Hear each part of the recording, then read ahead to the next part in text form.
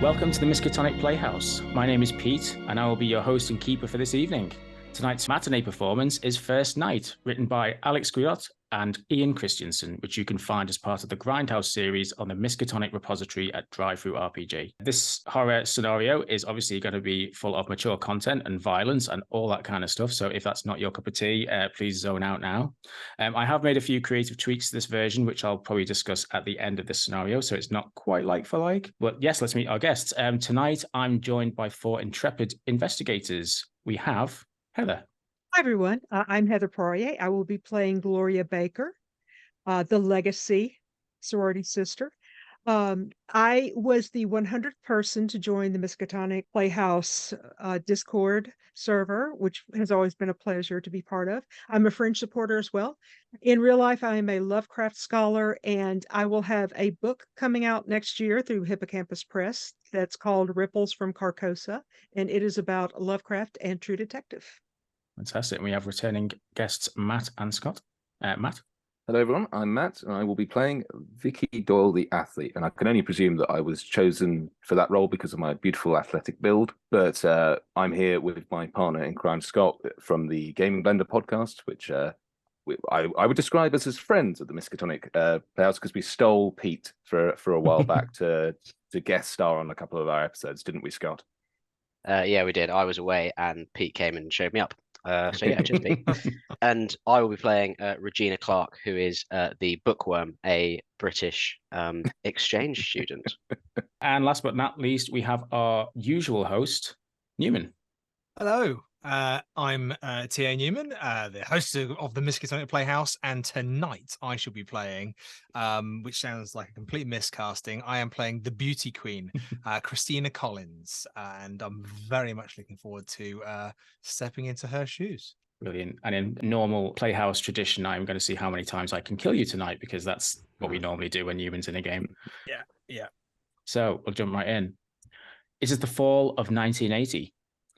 As the senior members of Berkshire University's Pi Delta sorority house, you have the privilege of spending the first night in the newly purchased chapter house, a 19th century mansion known as Roth Manor.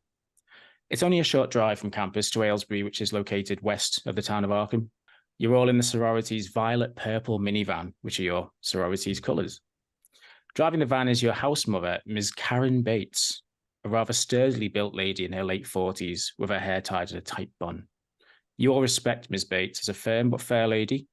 She lets you get away with some stuff, but draws the line at letting you sneak any boys into the house or going too far off the rails. Also riding along with you is Deborah Adams, who you know very well.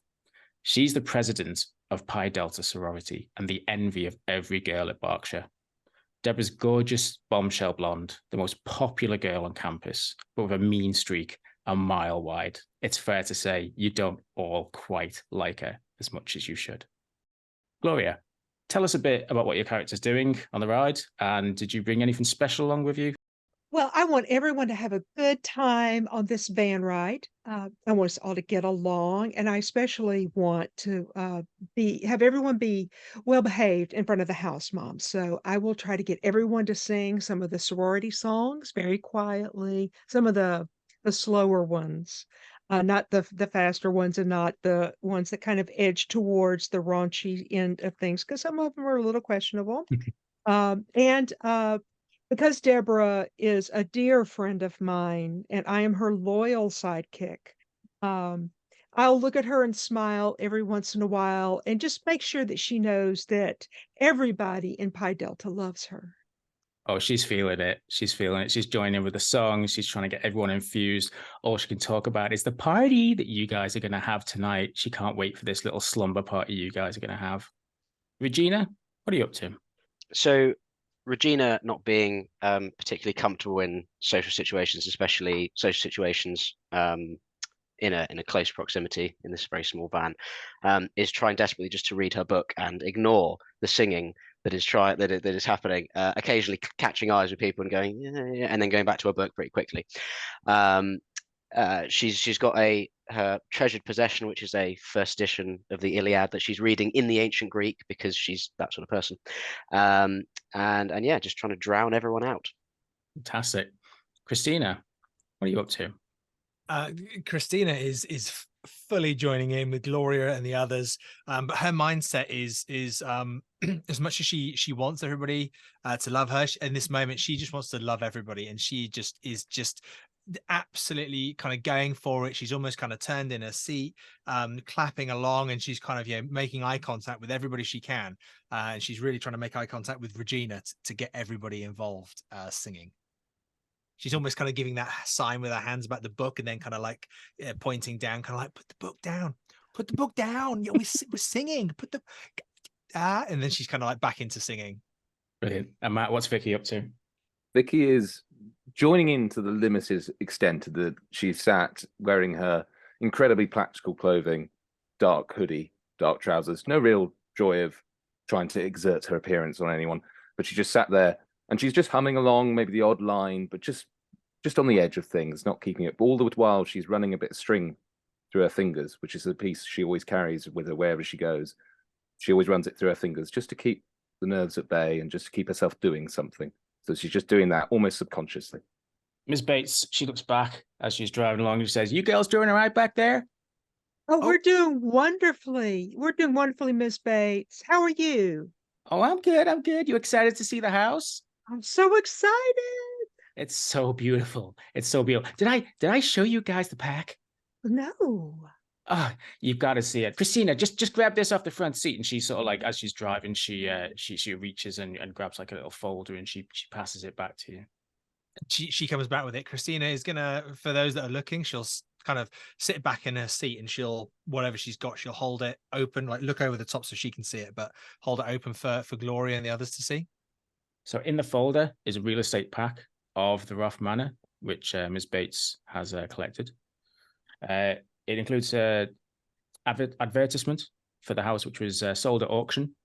And it also includes floor plans of the property. Christina, would you like to read the article? It says, Rough Manor, 13 Blackthorn Lane, Aylesbury, Massachusetts, 01234. This Victorian mansion was originally built in the late 1880s. It's particularly notable for its exterior of sculpted granite, limestone, and sandstone, and the elaborately carved woodwork on the interior. It features a grand staircase to the main entrance, interior bathrooms, steeply pitched slate roofs, and marble fireplaces. The bedrooms all contain four-poster beds, dressers, wardrobes, and other furnishings, and it is available at auction. Deborah grabs your arm. She's like, 4-post bed? I'm staying in a 4-post bed. I've never stayed in a 4-post bed before. Have you? Well, Oh, I mean, yes. there was one time. Where? I don't worry, Deborah. Gloria, what was his name? Did you? No. Gloria laughs and just pushes Christina. Says, "Oh, Christina." I'm just being silly. She's a dark horse. Oh my God. Well, I mean, Daryl's dad's house is amazing, but I mean, even he doesn't have 4-post beds. Oh my God, I can't wait to tell him. Daryl is, as you know, Deborah's long-term boyfriend. He's in a fraternity, Kappa Sigma. Mm-hmm. He's not along for the ride, but you all know him. You all know him. She can't stop talking about him at the best of times. As you pull up to the house, you see that it's a rather resplendent and beautiful mansion that sits on top of a hill. The path down from the house leads to this large wrought iron gate, outside of which 2 men are standing. One is a sort of thin, slightly nervous looking guy wearing a suit, blue suit with a pink tie. And the other is a younger guy, dressed more casually, a lot more casually. Looks like a rural type. He's wearing a red flannel shirt and jeans and a deerstalker hat. The guy in the suit's looking at his watch, and as he sees you pulls up, he gives Ms. Bates a wave. She waves back, and you pull up alongside. And she says, "That's the realtor. I'm gonna. You girls stay here. I'll just go and sort this out. Oh, no, I got a better idea. These boxes in the back. You guys unload these boxes while I'm sorting the little details out." Yes, ma'am. Okay, girls, let's get to work. Must we? open the van doors. And there's a stack of boxes. You don't really know what's in them, but there's various boxes. There's also one that Deborah points to, and she goes, "Be careful with that one." And as you go to pick it up, you can hear there's something glass rattling in there. You assume it might be the little party stash that she's got hidden. Is this is this that box? This is the box. This is the box I was telling you. Don't. I'll take it up so that you don't get in trouble. Just don't let Miss Bates see. I won't. Okay. You talk to Miss Bates, and I'll take this one in while she's not looking. Sure. Yeah, we'll just. I know. Vicki, have you seen that guy over there in the Deerstalker? Yeah, I mean, he looks a little weird. I mean, weird. I mean, he's kind of cute. I mean, in a kind of sad country bumpkin way. I mean, you want to? He's your type, isn't he? Your type? I mean, none of that clothing's even practical. I mean, what's the Deerstalker even doing? I mean, maybe no, not my type. Why do I have a type? I'm busy. I'm really busy all the time. Anyway, you're too busy to go and talk to a cute boy. Oh my god! But not the boy thing. It's the thing. The time it takes. You see them. It takes time out. You got to be up early to do. Oh, come on, Vicki! I'm just gonna scoop my arm into her arm and like march up to the flannel wearing Deerstalker chap. Which Vicki very much opposes. Tries to pull away, then realizes that she probably would pull your arm off. So realizes it's probably best to just go with her. You find Christina lying on the garden. The first death. The first 5 minutes. I said I didn't like him. Yeah, you lose 6 hit points. The garden painted red with the blood of a PC. So Miss Bates goes over to the guy in the suit. They shake hands, and you can see they're having a little conversation. As you're approaching the guy in the Deerstalker, you can see that all three of them are talking, and the guy in the Deerstalker hands over a big set of keys to the realtor, who then in turn hands them to Miss Bates, and they're just having like a little conversation as you approach. Yeah, so Gloria will try to sneak and keep the box quiet somehow of the important items, the refreshments, and get inside. Is the gate locked? Well, before you know that, I think I'm going to have a stealth roll to see how stealthily you can carry this clinking box. If it helps, Christina kind of took Vicki over there to be a distraction. If it helps with the stealth roll, yeah. At this stage, Vicki is trying to throw Christina. Right. I was going to say, are you guys launching yourself in front of these people to distract them? What are you doing? Well, what's happened is that as Christina has dragged Vicki has tried to pull away in the sense of yank the arm, but all it's done, because Christina was kind of in one position, is they've spun round. So now at this stage, Vicki is walking backwards towards the man, Christina. So it's now this incredibly farcical situation where they're spinning atop while Christina is trying to look perfect while Vicki is spinning. And Christina does look perfect. That's the annoying thing. She does. Even in this bizarre twirling motion. I think while this is going on, Regina's going to be looking at a book, and then we'll see what Gloria is trying to do and sort of roll her eyes, close a book, and then go over and try and help. So even with a bonus die, I failed my stealth. Oh, okay. Yeah. So this, unfortunately, it's not a well kept path at all. It's you do stumble a little bit over a rock. There is a very audible clinking, which Ms. Bates turns around and she looks at you dead in the eyes, but she kind of like just wags her finger a little bit and does a bit of a raised eyebrow, and she's a bit like, has a little aside to Deborah and says, "That kind of party, huh? Just don't go crazy, okay? Don't go crazy." And Deborah says, "We won't. I mean, come on. I mean, how often do we get to spend like a night all together in a place like this? It's beautiful." And that placates Ms. Bates to a degree. As Christina and Vicki get up to the guys who watch this display of you twirling around, they both sort of look at you in sort of baffled amusement, but then a bit like, it's just these young girls horsing around. It's all fine. And the guy in the suit introduces himself. He says, "Oh, hi, Mr. Hilary Valchek. Yeah, I work for Ellsbury Real Estate. You girls staying up here tonight, yeah?" So at this point, Vicki just goes into normal social mode, unfortunately, completely facing the wrong direction. So just looking the wrong way, trying to lean back over Christina. "Oh, yeah, I'm Vicki. I'm with them." We're staying here, aren't we, Vicki? Yeah. We're staying here. Okay. Could you let go of my arm, Christina, because this is starting to hurt. Okay. Yeah, no. Genuinely was just starting to hurt. Thank you. Think she wants somebody else to hold her arm. And I'll look at the deerstalker chap and just like give it a like cheeky little wink. Christina, I will remove both arms. Okay. Oh, Give me a psychology roll, Christina.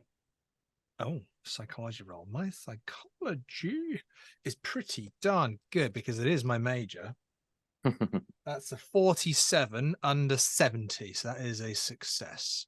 I mean, he doesn't sort of react as you'd maybe expect him to react. You can tell he's maybe got this idea of like, oh, these spoiled rich girls coming up to the country, you know. But yeah, you don't quite get that flirtatious reaction that you've been hoping for. Which comes as a relief to Vicki. Mr. Valchek pipes in and he says, oh, you girls are lucky girls. I mean, look at this place. It's amazing. I mean, you got it for a song at auction. I mean, what a place. I mean, 4 stories. Jesus. Is there anywhere nice to run around here? Oh yeah. Well, I talked to Thomas. I mean, Thomas, you know the place like the back of your hand. Mr. Fields here, he only lives down the road. He knows this place. I mean, I'm sure there's running trails. Thomas, he sort of looks at you guys and he says, "Oh yeah, there's you can run anywhere. It's the country. Just watch where you're stepping." And does that mean that it's like an official course that can count if it's just the country, or does this mean is this more of a county state kind of running? If actually you don't know, sorry, ignore me, you don't know what I'm talking about. The real estate guy and Thomas both look at each other and they don't know what the hell you're talking about. Mr. Fields, it's such a beautiful house. Why is it up for auction? How did we get it for I'm not complaining, but it's just beautiful, and our sororities, they have such great history, and I think knowing a little bit about the house would be a really good thing for us because we'd be able to like tell people. Oh, was it not in the pack? I thought we gave all the information in the pack. Oh, yeah, I just mean like people have stories about houses and stuff and where they lived and where they moved and who used to live here. Did anybody famous live here? Famous? No. I mean, the house, he's like scratching his head. He said the house has been empty since about, I think 1973. It used to be owned by a family. I mean, the Ruffs. That's why it's Ruff Manor. I mean, I think the parents, they died in an accident of some sort, and the son, he inherited the place, but I think he went missing around 1973, and when he couldn't find anyone through probate to connect the house with, it just became property of the county. That's why he got it cheap. It was just a county auction.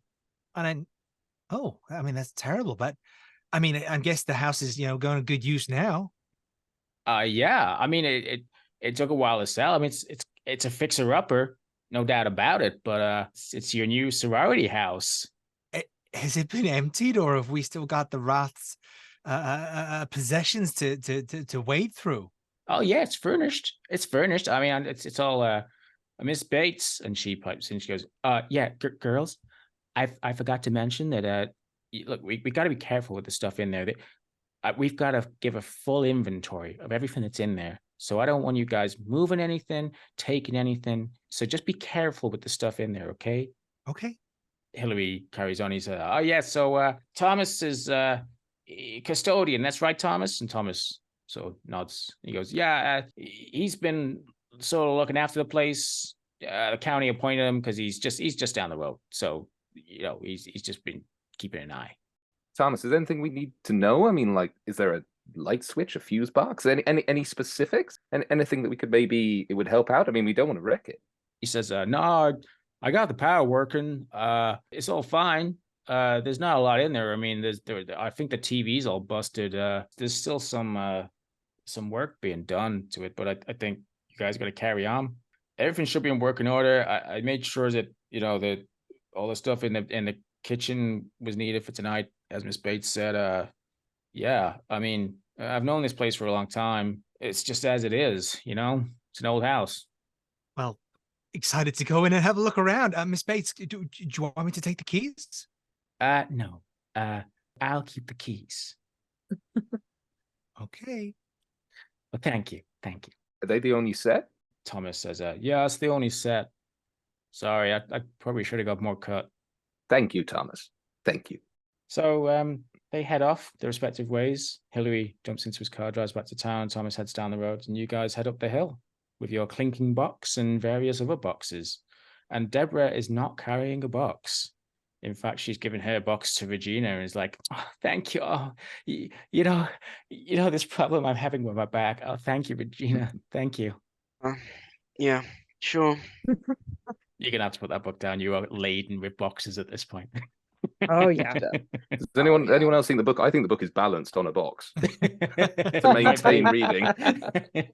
I think Vicki comes and just takes Regina's box and puts it on her pile and carries on. So you guys get up the hill, you go into the house, and it's very beautiful. It's a house that is just drenched in mahogany wood paneling everywhere. And you see in front of you a grand stairwell that leads up to a main entrance. Around the back of the grand stairwell is entrance to a ground floor, which is partially underground. It's, I guess, referred to as like a half basement. That design tends to be more common in like southern climates like Texas, but whoever built this place seemed to have a fondness for that feature. It's a very strange house in a sense, in the fact that the manor's design is Victorian, but it's a combination of materials. You can see it's a sort of a mishmash of style, some Chateau-esque to, French Revival. Whoever built it sort of built it over time, different styles, maybe had different things in mind, but it is a very unique and resplendent house. So you guys head up to the first floor entrance. Miss Bates points you to the library and says, "This is where you girls are sleeping tonight. Slumber party, I guess. Is that what you wanted, Deborah?" And Deborah goes, "Yeah, oh my God, I just wanted a slumber party in an old house for so long." And she says, "Okay, well, look, girls, if you can just put those boxes down." Mm-hmm. Now, Deborah, please open that box. And you all lean in as Deborah opens this box to reveal a horrific sight, something that you didn't dream you're ever going to see today or this week. And it's cleaning products. Oh God. Cosmic horror beyond shadow of a doubt. Everyone goes silent, steps back 1 or 2 steps. No. Deborah looks at Miss Bates and says, "Miss Bates, no, are you for real? What? Come on." And Miss Bates says, "It'll take your mind off those boys from Kappa Sigma. Now get to it, ladies. I'm not having you sleep in all this filth. Look around." And as you look around, you can see that, the place is furnished, but there's dust covers and everything. It's covered in like years and years of dust and grime. And she says, "Now, I know Mr. Field cleaned out that fireplace, so that's the only working fire, I think, in the building. The library's where you're going to sleep, but, you got to tidy it up. Come on, ladies. You don't get nothing for free." Come on, girls, it'll be good fun. We can clean and sing songs and take our minds off those boys. And That's right, Christina. Yeah. Thanks, Gloria. And the sooner we get started, the sooner we get done. Exactly. Fine. Oh my God, she put her book down. First one gets done is the first one to get a drink out of the pot. Deborah's like, "Shh. Tell her about the drink. Oh my God." Oh, everyone knows, Deborah. Deborah, it's a clinking box. Unless you brought, well, I really hope you didn't bring handcuffs, but it was going to be drink, so that's fine. That's quite a leap there, Vicki. Jesus. I'm just thinking off the top of my head. We're having fun, but maybe not that much fun. By this point, Christina's pulling on gloves. Everybody knows what Kappa Sigs are like, Deborah. And she swans out of the library with a bottle of cleaner and some paper towels. And Deborah grabs some cleaning stuff and she goes, "Well, if I'm going to clean somewhere, I'm going to clean somewhere I want to clean." She marches up the stairs with like a spray cleaner and a cloth in her hand. Miss Bates says, "Now look, you girls are sleeping down here. I'm going to clean upstairs. As Gloria said, the sooner we get this done, the sooner we can just relax. But we got to get this done. The other girls, they're supposed to be here in another couple of weeks, right? At least we can make a few areas livable for them, huh?" Yes, Miss Bates. Yeah, it'll be fine. It'll be great. It's gonna be great. Regina, you clean the library with me, yeah? Oh, the library. Yes. There you go, Regina, and Vicki. I'll do what I'm told. It's fine. It's fine. Just give me somewhere. Just give me an objective, and I'll do it. Just give me something to do. Well, what about the kitchen? We're gonna need the kitchen clean, aren't we? Oh, good God. No, not the kitchen, please. Oh, okay. I'll clean the kitchen. I feel like kitchen. that's a lot for Christina, one person, but fine. Okay. I'll clean the kitchen. Fantastic. Vicky, what about the sunroom, the solarium? Well, yeah, fine. I will do whatever I'm told, except the kitchen was quite an aggressive start. But yeah, the Okay. sunroom. I'll do the sunroom. Okay. Just to set the scene a bit, so the main library, it's a wood paneled library that has this really large fireplace surrounded by like this dark green stone and topped with this black marble mantle. It's really impressive. There's a number of like leather wingback chairs in there and an oak table with 4 cushioned chairs. This is obviously after you've pulled the dust sheets off and seen what there is. There's a rolling ladder along the wall to reach the upper shelves. And in the corner is a liquor cabinet. But as you open the doors, it's empty. Oh well. Yeah, I mean, the whole place smells of leather, old books, fine tobacco, brandy. It wouldn't be out of place in a Sherlock Holmes story. Vicki, the solarium is a beautiful glass enclosed room which can be accessed through the dining room or the kitchen and all the steps on the side of the house. It's overgrown with vines that just everywhere. So that's a hell of a thing to clean. The doors into the room are difficult to open, but you manage to get them open. There's a rusted valve on the wall with a water hose used for watering the plants. But yeah, it's not the tidiest room. Gloria, as you go to the kitchen, it doesn't have much in the way of like modern appliances. Most of the things here look like they date back to the 40s or 50s, like they haven't been updated since then. And most of the food's been removed, but obviously you brought a supply of food. You've brought like, actually, what would be the food of choice in the 80s for Meatloaf? Meatloaf? Yeah. Meatloaf. Really? So rice-a-roni, the San Francisco treat, would be one thing. Rice-a-roni? Yeah, rice-a-roni. I got to Google straight away. What's Yeah, rice-a-roni? Chef Boyardee pizzas. There was a pizza mix. They were awful. Jesus, they were terrible, but they were there. You made your own pizza dough from it, and then it had like a can of sauce, and you could really splurge out and get the pepperoni. I don't think it was actual meat. I mean, who knows? Or it was meat. And it had a little can of Parmesan, and you like made it all yourself. Those were terrible. They may Well, still that's- make those. In fact. Well, that's exactly what you guys have brought. This is Yeah, this is great as a keeper because I don't have to come up with the details.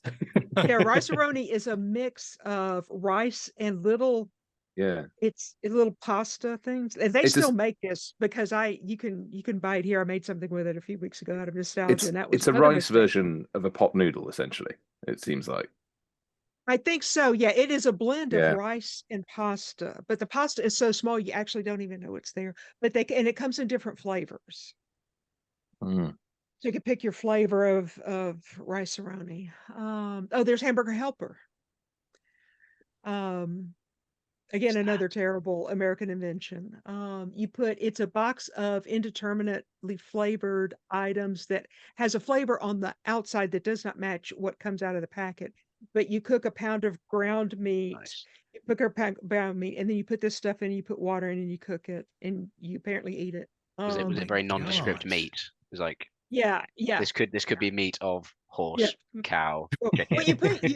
you put your own meat in, so you know that part Right, Oh, okay. came from an actual. So you put your ground beef in, yeah, hamburger helper, so that kind of thing. Yeah. Fantastic. Well, you guys have all of this. You've splurged. You've gone all out. You've got all the rice-a-roni and Chef Boyardee pizzas and all that kind of stuff, right? So you start unloading that in the kitchen as you're cleaning it. The sink has pipes for running water. There's an old hand pump in place, which actually still works. But I mean, there is running water. You know, it's functional in that regard. So you guys get busy cleaning. Now there is no role for cleaning. What would be the nearest role for cleaning? Survival. Survival. I have Girl Scout. Yes. In the case of these girls, it is a survival role, This right? is- Apart from Gloria, who can use her Girl Scout role. Are we actually doing survival? You're doing survival Yeah. on a cleaning role. I think I got a better base stat in that, so it's going to be Oh 10. no way. Okay.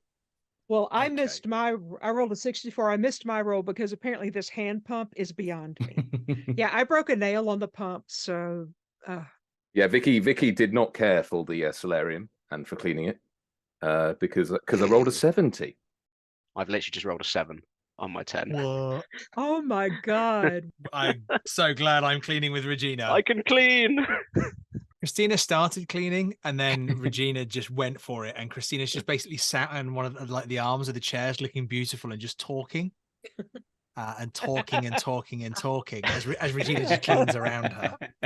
Yeah, in the case of Regina, the library is literally the only thing probably on the face of the earth she probably cares about, and so it's she's even enduring the nonsensical chatter from Christina to make sure that everything and the is Kappa is Sigma nice and guys, clean. they're just like, I don't know, it's like some are really like smart and caring, but some are like totally not smart and caring. Yeah. And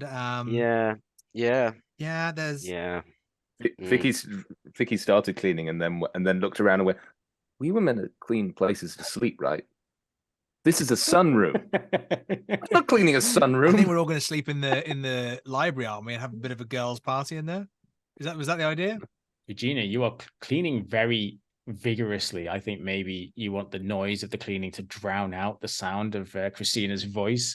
It's loud scrapes. You're scraping surfaces. You don't give a shit. You just want everything scrubbed, and you want it to be done loudly.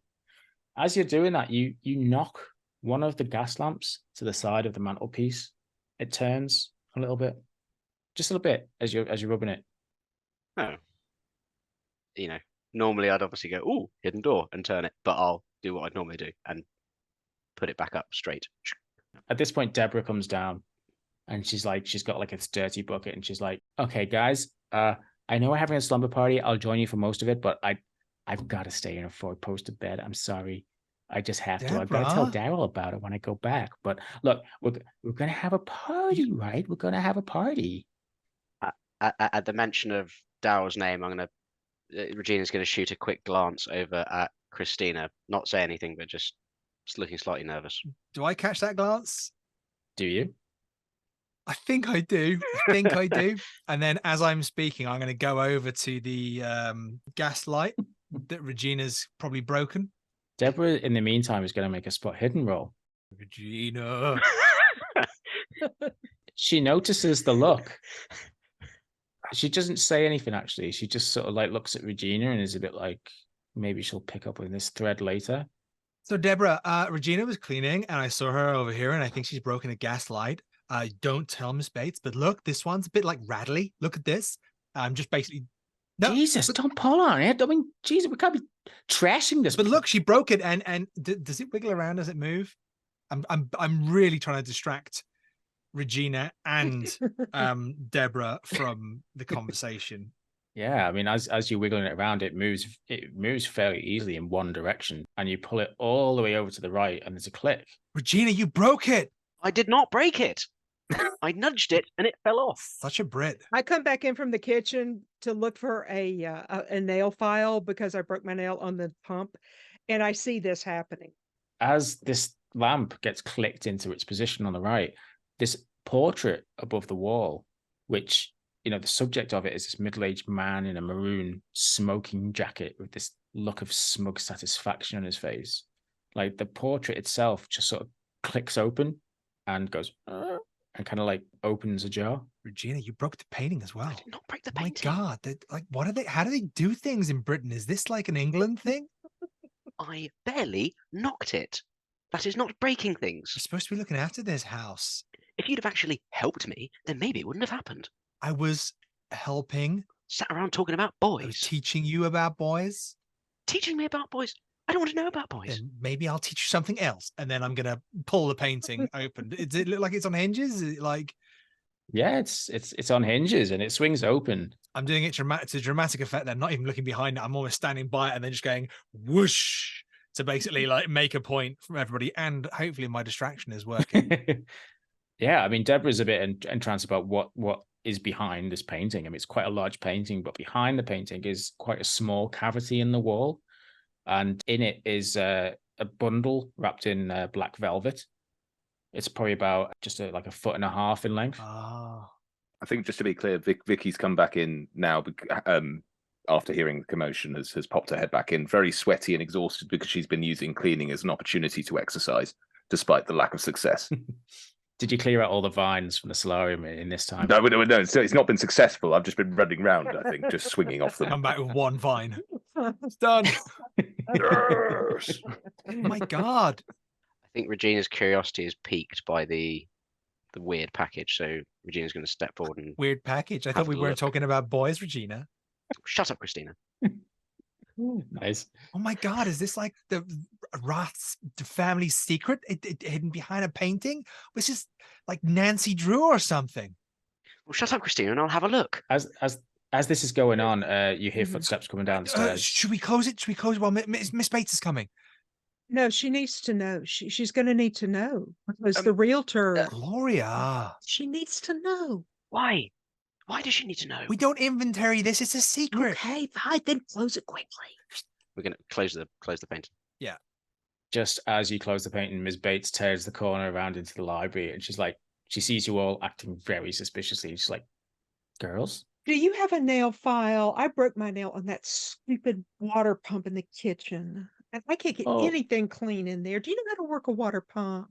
oh honey, of course. Look, come on, come with me. I'll Oh, show you." And she thank gets into her you. handbag and she gets the nail file. Thank you, Miss Bates. I just don't know how to do that. And I'll try to direct her back into the kitchen. And She's like, "Sure, honey. Oh, a nail. Oh my God." oh, it was awful. Have they gone out the room? They have. Oh my God, quick. I run back over to the gas lamp, twist it back around to the right, wait for the click. That painting's secure in place. It won't move. But you're all good as long as that gas lamp's up, right? Guys, I just came back into the room and I noticed that the painting had a hinge, and now it. What happened? I'm going to twizzle the gas light and see if it clicks. Does it click again and open? Yeah, it does. It's like a mechanism. So Oh, cool. you open it up and it opens up. So you show Vicki what it does. It twizzles the thing and it clicks. Regina, get the black velvet. Oh, great. I thought I was having heat exhaustion. That's good. That's good. I'm still okay. Deborah's like, "Just Gina, open the package. What is it, for God's sakes?" Oh, Gloria, could you come back here for a minute? Don't worry, Miss Bates. I think we found your nail file. Yeah, I'll come running back in. Is there like a little table I can pull it out and put it on and then open it up? Oh yeah, there's a big table in the middle of the room. There's also just like little side tables. I cleaned a little bit of that table. With your butt, you cleaned No, it. you didn't. So It's where you were sat. They just slide Christina around. So I'll pick up the package and bring it over and put it on and start. Is it? Do you say it was like bound in like, was it velvet or something? It's just sort of loosely wrapped in a Okay. black velvet cloth. Okay, so I'll start taking off the velvet. Brilliant. And what you see inside is a black marble spirit board. It's not like the typical like Ouija board, but it's square. It has this star in the middle of it, and the letters and the numbers run outside the circle. But it is ornate. It is made of black marble, and it is, it's really been made with a lot of care. It's probably worth a fair bit. And with it is a planchette that looks like it's made of possibly ivory. Oh, it's beautiful. Deborah looks at it and she's like, "Oh my God. Is that like a witch board? Is that like a Ouija board?" I think it is. After Miss Bates goes to bed, we should have a seance. Yeah. Oh my God. No, I don't know. Oh, Christina. Ghosts aren't real anyway, so we should probably leave them all alone. Oh, Christina, come on. It'll be fun. It'll be fun. Oh, If nothing's going to happen, then it doesn't matter, right?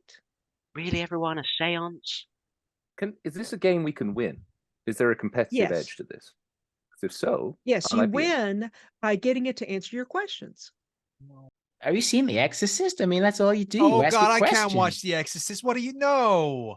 And if there's Oh, spirits no. around, they can answer. I mean, they can tell you anything. Girls, we are not speaking to spirits in this creepy old house. No, come on. It'll be fun. It'll be I mean, fun. it's just a bit of fun, Christina. Come on, don't be such a wuss. I mean, if they don't exist, I mean, Christina, do you believe? I mean, if it doesn't exist, it's just harmless, isn't it? I don't know. I don't know. I don't want to think about it. Okay. I just don't think we should. If you don't have to do it. If it makes you uncomfortable at all, you don't have to play. It's just a game. It's just a game. You can get a Ouija board for kids. I mean, it's Are you just a sure it's game. just a game? It's not like a real Yeah. thing. It's not real. It's just a bit of fun. Come on. It's As she said, you can get a Ouija board for kids. You get a Ouija board where you can only contact kids. Oh, come on, Vicky. I'm sorry, it was open goal. It was an open goal. All right, but if there's any sign of any weirdness, we got to stop, right? that's fair. I think that's totally Yeah. fair. Yeah. That's totally fair. Oh, any sign of weirdness in this group, we definitely will stop. I mean, we're the most normal people around. I promise you guys, if it gets weird, we'll stop. Look, Is it? we're gonna have a party. There's nothing to do here. I mean, there's no TV. It's busted. Let's just have fun. Look, we got the booze. Like we can just have fun, okay? And we I can think, contact somebody's grandma and ask her what heaven is like, right? Yeah. Yeah. Yeah. Or hell. Regina, you got anything in those books about a seance? I'm sure you read something about how to conduct one. Are we really going to do this? I thought we were going to get drunk. Yes. I Yes, thought that's exactly what we're doing. Are we doing drunk Ouija boarding? It's the best kind of Ouija boarding. Oh, what could possibly go wrong? Famously, Ouija boarding and drunk are completely opposite things, and no one ever does them at the same time, Regina. Clearly. In answer to your question, no. I pursue academic studies, not nonsense. But fine, if we're doing Ouija board, fine. We can do that. Deborah looks over at Gloria and she just mouths the words, "What a square." And then basically just like goes and gets some of the booze out of the thing and sort of stashes it sort of underneath the sofa. We'll skip ahead a little bit. By this time, Ms. Bates has come back. She's seen that, you guys have cleaned up the library at least. Or at least one of you's cleaned up the library. And to a point that she's happy with. And she says, "Okay, now you girls, look, I'm gonna go upstairs and get some sleep. Now, just keep it down, okay? Don't get too crazy. I know about the stuff, and I can see it under the sofa. Whoever hit that, not a very good job. But look, just take it easy. We got a long day tomorrow, so don't go crazy. I'll see you in the morning, okay, girls? We love you, Miss Bates. And go up and Night, hug Miss her. Bates. Everybody Love hug you too, her. girls. Now look, I don't want any. I've got ears like a hawk, and I don't want to have any Kappa Sigma boys in here. Do you understand? And Daryl's not coming, is he? Deborah looks at Ms. Bates and he's like, "Daryl's not coming. He's on his daddy's yacht. He's not coming this weekend. Come on, Miss Bates. I'm not gonna drag him all the way out here." Regina can't help but shoot Christina another look.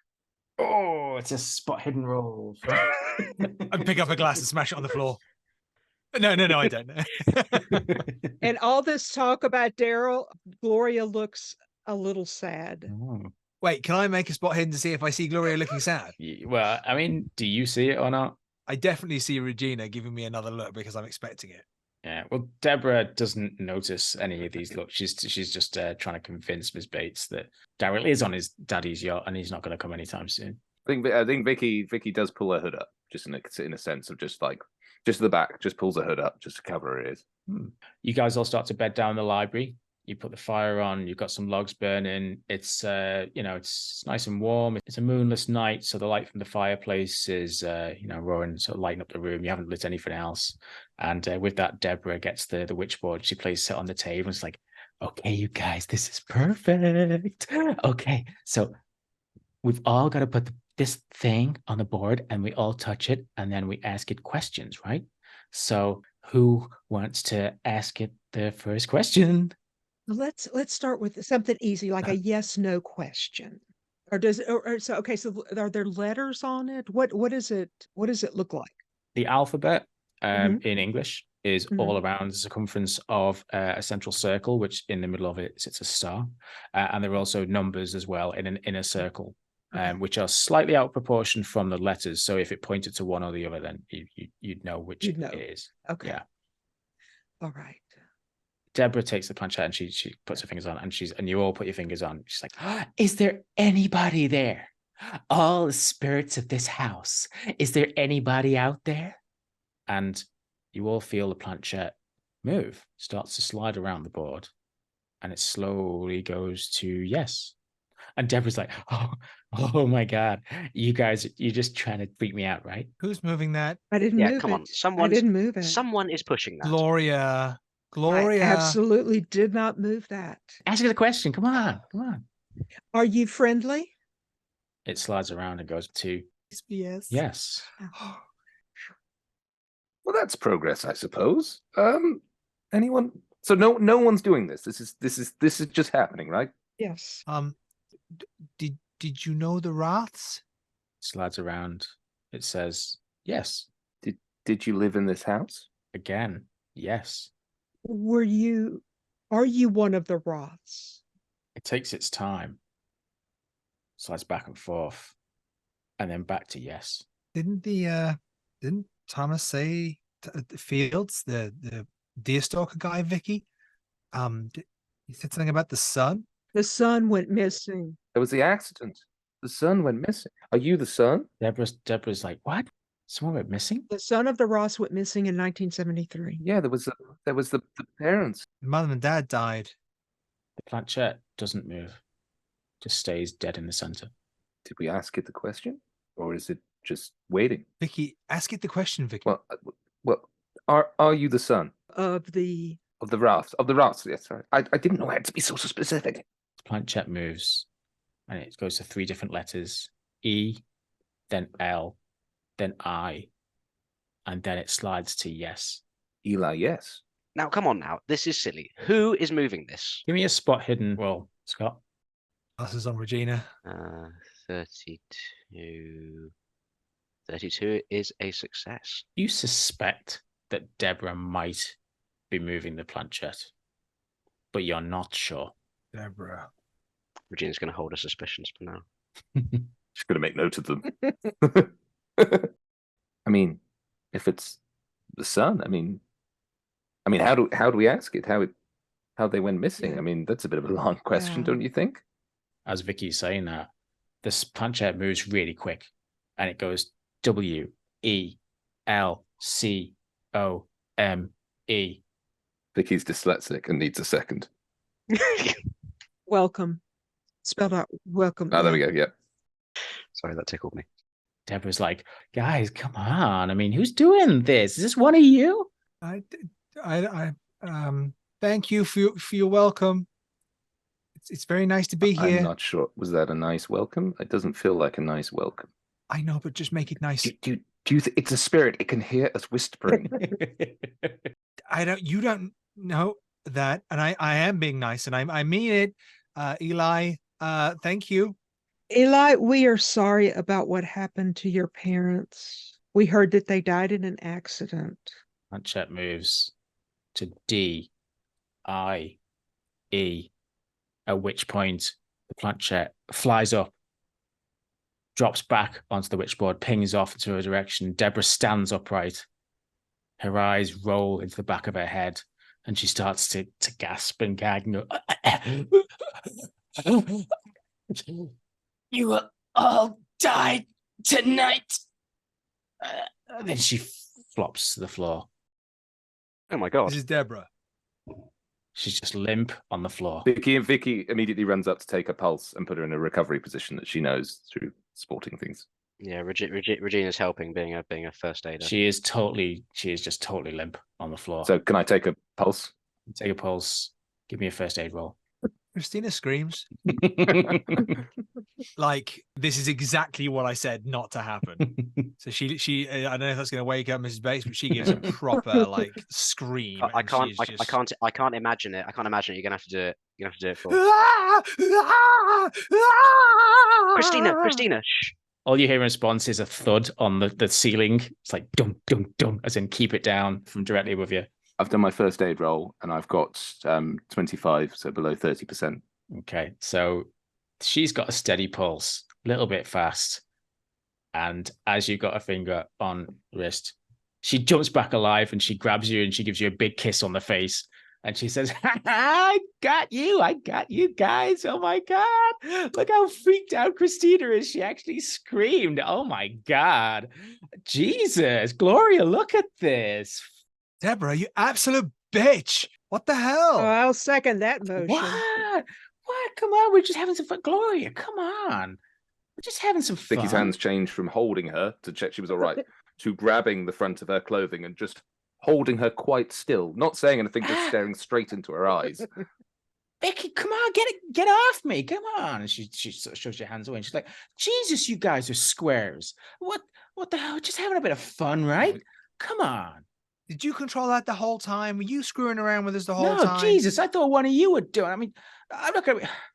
I wasn't doing That's that the whole time. rubbish. That's rubbish. I saw you doing it. I was. I saw you doing it. It was you. I was. Yeah, Regina saw Oh, you come doing on, it. maybe like a couple of everyone was doing it. Come on, it wasn't just me. We having fun until you'd made enough I fun. don't care who was doing it, but just to be clear and for the record, this counted as weird. This is the line. This is the line. Yeah. Vicky's right. She says, "Screw you guys," and she takes like what's left of the bottle of vodka and she storms upstairs, really, really pissed off. Oh, right. Now we can have some fun. She took the vodka. She just took the vodka. We've got rum. We've got brandy. Good. We've got whiskey. We've got. You know her mama's a drunk, right? Oh, I'm sorry. Did I say that out loud? Oh, Gloria. I'm not sure I'm in the mood to really drink after that. Come on, Vicky. Well, I mean, do you guys do? How many times do you have a great night where you go, "Oh, it was a great night we had out because someone faked their death in front of us"? Oh, and it was great from there. Okay, maybe this is we had a great night out because we got rid of Deborah. Everybody give me a spot hidden roll. I rolled a 97, so my eyes fell out of my head. I didn't just miss the roll; they actually fell out of my head. You were too busy looking in the box to see what Yeah. drinks you had left other than the vodka Yeah. to notice. How did everyone else do on that spot hidden? I've got 33 under 50, so a success. Don't even need to check. I got 92, so I'm pretty sure that Vicky is staring at anything that she doesn't need to be staring at. 53 is a fail. Perfect. So, Christina, you're the only one that notices the planchette has reappeared back on the witchboard in the center and slides to goodbye. Ooh, by itself, huh? Do I see it move By on itself? You see it move on its own. Please give me a sanity roll. This brings back good. memories. It has begun. Okay. Oh, that's a 54 and a 55. Just a success. You lose 1 point of sanity. How does Christina react to seeing this?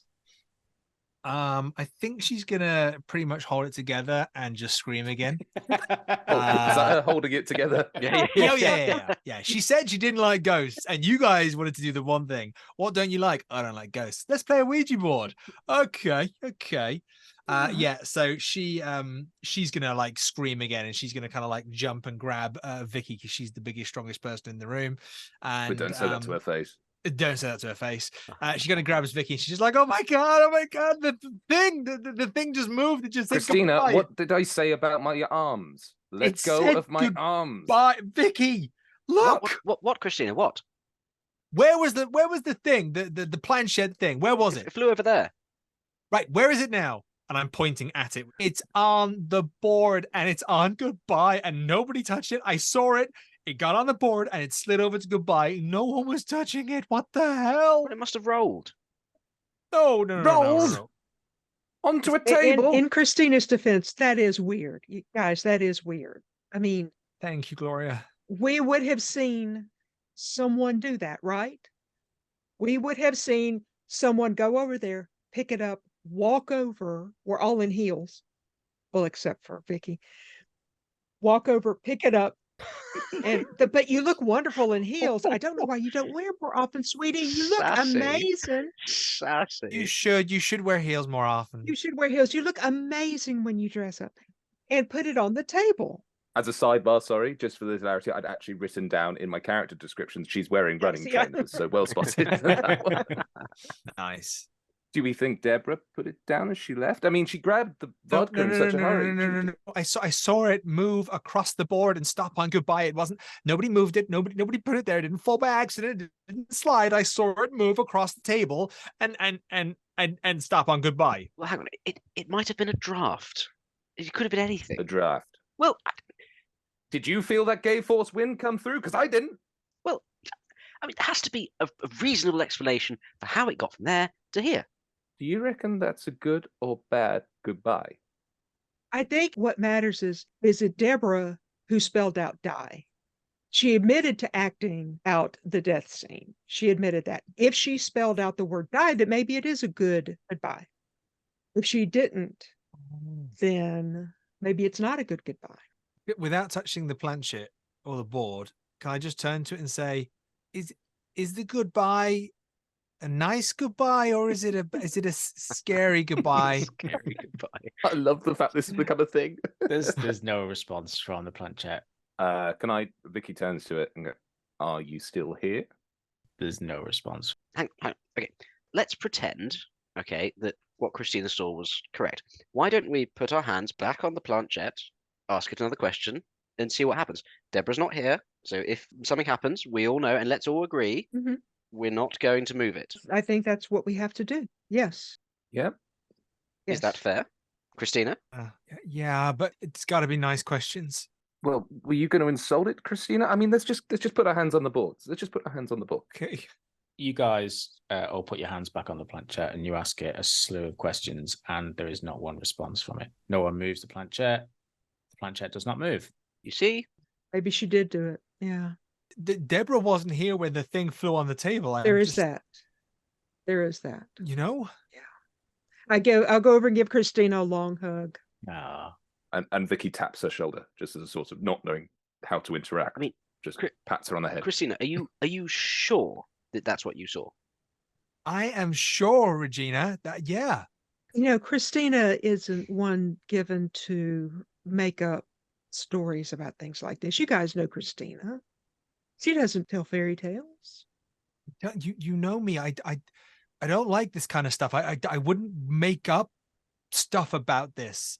Do you want us to move it out the room? Maybe we wrap it up and we put it back behind the painting. I think that's a great idea. I'd be happy with that. Regina, are you happy to go back to the library? In the library, aren't we? you're all in the library. Oh, sorry, I'm in the library. Yeah, forgot.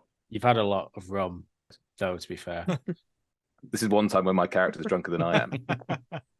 So yeah, you package up the witchboard and planchette and you put it back behind the painting using the gas lamp mechanism. Yeah. You decide to wrap it up because Deborah's gone to bed, party's over, and you all lay down for the night in your sleeping bags and you get to sleep. Christina, takes you a little bit longer than the others, but you finally get to sleep. Around 2 a.m., Christina, something wakes you up. You're not sure what. You look around, the girls are asleep. You can see that the moonlight is shining brightly through the window and looks like it's quite foggy outside. And as you're looking around trying to think what woke you up, you look to the corner of the library into the dining room where there's this big open doorway. And you think just by that doorway, someone's standing there. There's a shape. It's definitely a person, but it's blurry, shadowy, and two pinprick white eyes seem to be staring at you, and it doesn't move. Does it look weird, or could it be Deborah? It does not look like Deborah. It certainly looks weird. You're tired. You feel strange, actually. You feel beyond sleepy. You feel like things moving maybe a little bit, tiny bit more slowly than normal. You sort of like feel very groggy, but it's probably just the rum, right? It's probably just the rum or the tequila or whatever you girls have been drinking, but there's definitely these two little pinpricks of white that are staring at you. Who is nearest to me where I'm sleeping? Gloria's right next to you. I will, without taking my eyes off the white pinprick eyes, I'm just going to reach out and grab Gloria, maybe arm, shoulder, face, whatever, and just kind of, Gloria. As you're doing that, the eyes move away. This thing moves behind the door frame. So I'm going to shake Gloria and kind of get to my feet and kind of try and move so I can try and keep it in my line. I want to kind of track it because this is terrifying, but at the same time, this can't be something weird. It has to be a person, but I need somebody else to verify it's a person. And if on my way, after I've literally like thrown Gloria around to wake her up, if on my way to kind of move around to see it, I'm able to either kind of like boot Vicky or Regina to kind of wake them up, I will do that on the way as well. Oh yeah, Vicky's right in front of you, so you can give her a good hard kick if you need. Yeah, just to not like to hurt her, but like a wake up, like a Yeah. Come on, girls, come on, wake up! There's someone here. Come on, It's to be that hard. wake up, What? wake up! What? Okay, there's someone here. There's someone here in the house. What do you mean? There's someone here in the house. What do you mean? What do I mean? There's someone here in the house. Where did you see him? Where did you see it? There, right there, by the door. They were like a black shadow, and they had white pinprick eyes, and they were staring. And I was feeling sick. And Is there a candlestick or anything like that here in the library? There's a light switch, and yeah, there's a few candlesticks around, but there is a light switch. Okay, I'll pick one up, and if somebody will get the lights, yeah. I think Vicky will go and get the light. So is the light switch near where the thing was seen, or is it kind of the other side? It's pretty near. And who's clicking the lights? Sorry, I was saying Vicky was going to go click the lights on. So Vicky, she clicks the lights and they don't come on. Okay, Vicky Whole retreats. house is in come blackness. on, this way, come on. What do we want to? What is it? Is it like? Did it look like Deborah? No. No. Okay, but is it? Does it look like? Should we be following it? If it's a man that's broken I in? don't think we should be letting it out of our sight. I think we should at least just keep an eye on it like you would with any kind of threat, so you know where it is. Christina, it's probably just Deborah playing No, tricks again. No, Regina, it's not Deborah, it's not Miss Bates. It didn't look like they didn't have the shape, it didn't have the eyes. Well, then let's see if it went upstairs. Because if we're not safe, they may not be safe. Okay. As you say that, you hear a blood-curdling, terrified young woman's scream, followed by the sound of smashing glass. You hear it upstairs in the house somewhere. Deborah. And we guess we all run. Shit. Yeah. I don't want to be left down here by myself. So yeah. Yeah, I think we all run. Yeah. Vicky gets her stopwatch out, quickly sets a time, starts. I was gonna say, luckily Vicky gets there first. No, Vicky doesn't. Vicky doesn't get there first. She's the runner. I agree. Vicky gets there first, and there's a good 3-4 hours before anyone else turns up. Do we know what room made the noise? Yeah, I was about to say, Keeper. Which does it come from directly above us, or does it come from another part of the house? It feels like it sounds like it's coming from quite a ways away. So maybe you can't quite pinpoint it, but you get up that big grand circular stairway, and you see in front of you as you get to the top of the stairway, there's a bedroom directly in front of you. It's the one to the east of the house on the second floor, and you see the door is actually swinging open in a breeze. You can just about make out curtains flapping by one of the windows, but that's all you can see. The light of the moon is actually quite bright, so you can see, anything that's not quite in shadow. Has Vicky got there first, or is everybody there at the same time? I would say you've definitely got there first. Yeah, I know. Yeah. Well, Vicky is definitely not going straight in. Vicky is definitely going to stop, see the view, and wait for the sort of stragglers to come before slowly edging towards the door, but not committing, sort of leading almost with her front leg rather than anything valuable. You can't see or hear anyone in there. All you can hear is the flapping of that curtain with that open window. And as you get a bit closer, you can see that the one in front of you, it's actually the one. So it's just, there's two windows in the room. There's one on the left, one on the right, and you can see the one on the right is smashed, and the curtain is flapping in the breeze. Deborah. As I get to the top of the stairs, I'm going to go to Mrs. Bates's room, and I'm going to knock on the door and say, Miss Bates, are you in there? Are you awake? There's no answer. Regina's going to try the light switch in the bedroom. It doesn't work. It looks like the power might be out for the whole house. So Vicky moves her foot to the base of where the hinge is on the door. So essentially, by just pushing her toe forward, can fully swing the door all the way open. You can see the bed is in the room to your left. There's no sign of Deborah, but you can see that there's this blanket that's been tossed aside as if she's been sleeping there and has got up. The curtain's blowing into the room, and that window is very much smashed. Okay, I think Christina at this point is almost grabbing Vicky's wrist Again, and like basically giving Regina the look, saying, "You better follow," because Gloria's gone to the door for Mrs. Bates's room and kind of going into Deborah's room, having a look, like properly going in and having a look. Okay, and perhaps going near the window. Yeah, I think Vicky goes near the window, but there is an element that she is going towards the window, but that only if the other two continue to grip. If the other two do not grip, she does not go. Yeah, there's a hand holding chain here. Yeah, there is very much. Yeah. I think Vicky's got her hands forward, and both girls have looped in behind. Yeah. So, Regina does not like physical contact, and so is doing it, but is not happy about it. As you approach the window, all of you give me an intelligence roll. 70. 5 over 50. Oh dear. No, failure for me. Just about a success. Hard success. Rolled 21. So both of you realize that the window is broken, but there's no glass on the floor. The window appears to have been broken from the inside out. As you all look out the window, you can see the shadow, the glimmer of someone running down the hill into a dense fog that seems to be surrounding the house. I told you I saw someone. Deborah, is that you? Deborah? Is there any response to us calling to the figure? Give me a listen roll. Who, me? Yeah. And anyone else that's trying to listen? No, failure. Failure. I got a 43 under a 50. So success, just. Some good ears. So Christina's the only one who hears, it can't be, can it?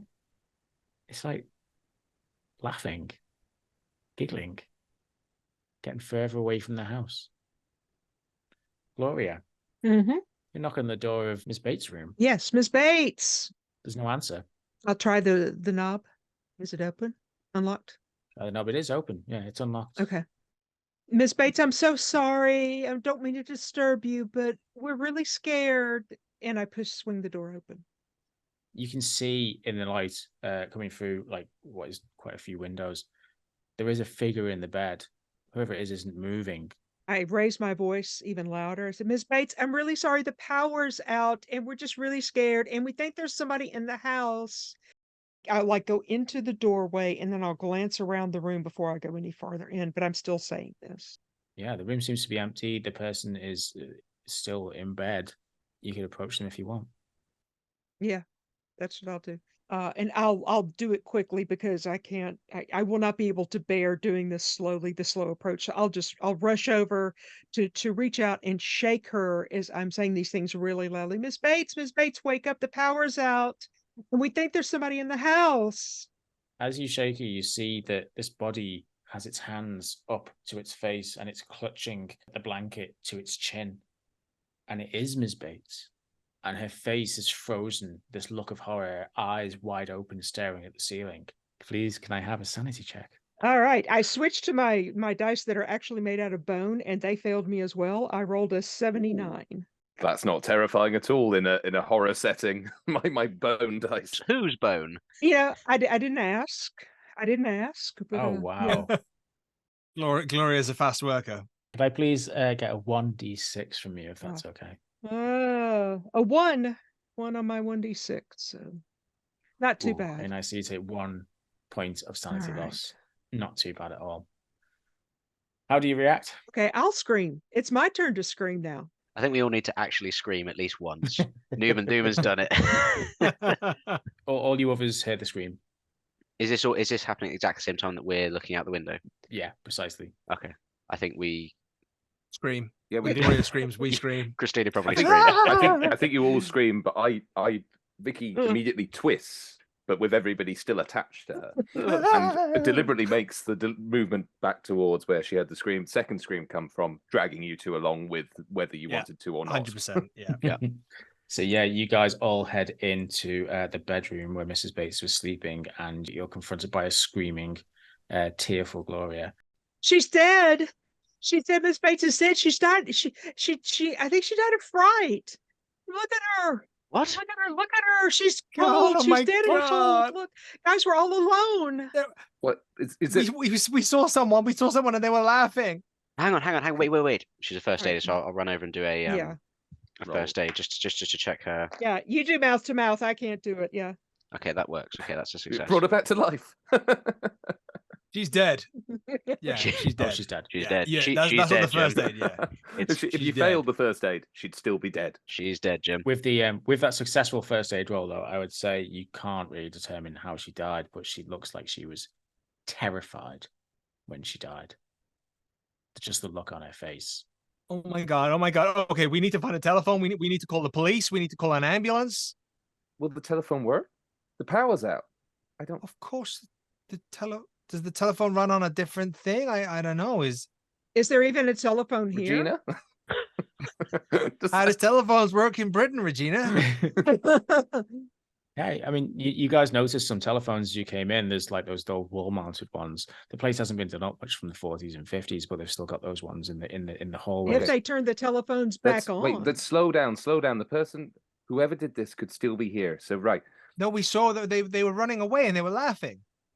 right, okay, but we're missing one person. We're missing Deborah. Well, we're not really missing Deborah, are we? Sorry, I'm sorry. Did I say that Strange out time loud? for a joke, but Did fun. I say that out loud? You said you saw someone, Christine. Did that look like Deborah you saw earlier? So As acting No. president of the sorority, I think we should try to find Deborah. where were the phones? Where were Maybe the it phones? was Can we get a Dylan. phone on the way? Maybe it was Dylan. Let's stop making stuff up. We need a phone and we need to stay together. Okay? Okay. Let's just get to a phone first Okay. and work our way outside. Okay, why don't we search the rest of this floor and see if Deborah was up here? Right. Okay, and let's see if there's a phone up here. Yeah. There probably will be. Oh my God, Gloria! They smashed the window in Deborah's room. Oh my God. I know, it's like a real whole window smashed. Miss Bates is going to be so. Come on. Let's just Yeah. go. Let's just go. Come on. I put my arm around Christina. Come on, let's just go. This is going to be so hard to explain when the girls get here. So, where do you guys want to go from this point? What do you want to do? I was going to take Gloria into Deborah's room and show her the window that's been smashed. Yeah. I will go. Regina's going to go and see if the phone works. Yeah, Vicky's going with Regina. I think Regina has taken Vicky with her. Right. So yeah, Christina, you take Gloria into the bedroom, and you can see that window is smashed, and that dense fog is outside, the moonlight pouring in. Gloria, there's no glass inside. It's weird. We don't know where Deborah is. We got to find her. And this is where you saw the person running. Look, and I'll take her up to the window and kind of point out. Keeper, now we're by the window and we're looking out again. Is there anything we can see? Did anybody leave through this window? And perhaps, I mean, it looks like no one came in. It looks like something went out. can we look down? You can look down. As you look down, you can see shards of glass, like the twinkling of shards of glass in the moonlight. But it doesn't look like Deborah made a quick exit, like not of her own choice. Give me a spot hidden roll. Is that both of us or just Christina? If you're looking too, Yeah, then I'm yeah. totally looking. Yeah. Oh yeah. Yay, 33 on a Spot 70. I made a hidden. roll. Oh, I got 51 on a 50. Oh. But I don't need to succeed if Gloria already has. It's the first time Christina's not spotted something this entire episode. Yeah. Well, Gloria, yeah, I mean, you can see the twinkling of the glass beneath you in the moonlight, but you can also see there's a bit of a dark slick. Uh-huh. It looks like quite a large splatter of blood. Ooh, But there's no one there. yeah. There's no one there to have made it. I won't say, I'll say, there's something there down there on the ground. If we go downstairs, we should probably look at that, but we've got other things to do first. Okay. Is that like on the outside, like on the grass outside? Yeah, I see it on the outside. It's by the glass. Whoever jumped out might have cut himself. Oh, yeah. Okay. might be I think that. maybe it's Dylan. If Deborah was playing like silly games, Well, I hope she may have. Daryl. and Daryl. Yeah, Daryl. Daryl. Whatever his name is. Yeah. Dylan is Daryl's Yeah, friend. So Might have been him, but it's So, probably Gloria Daryl. gets a really wistful note in her voice when she's like, "Oh, I wish he was here to take care of us." And she puts her arm in yours. And How high is it? Why notice that, Keeper? You pick up on that. Matt, in answer to your question, it is quite high. It's essentially the third floor of this mansion. That's a non-survivable. Well, You, you'd be in a grim state. yeah, if you fallen wouldn't out. have many legs left if you jumped out leg first. Yeah.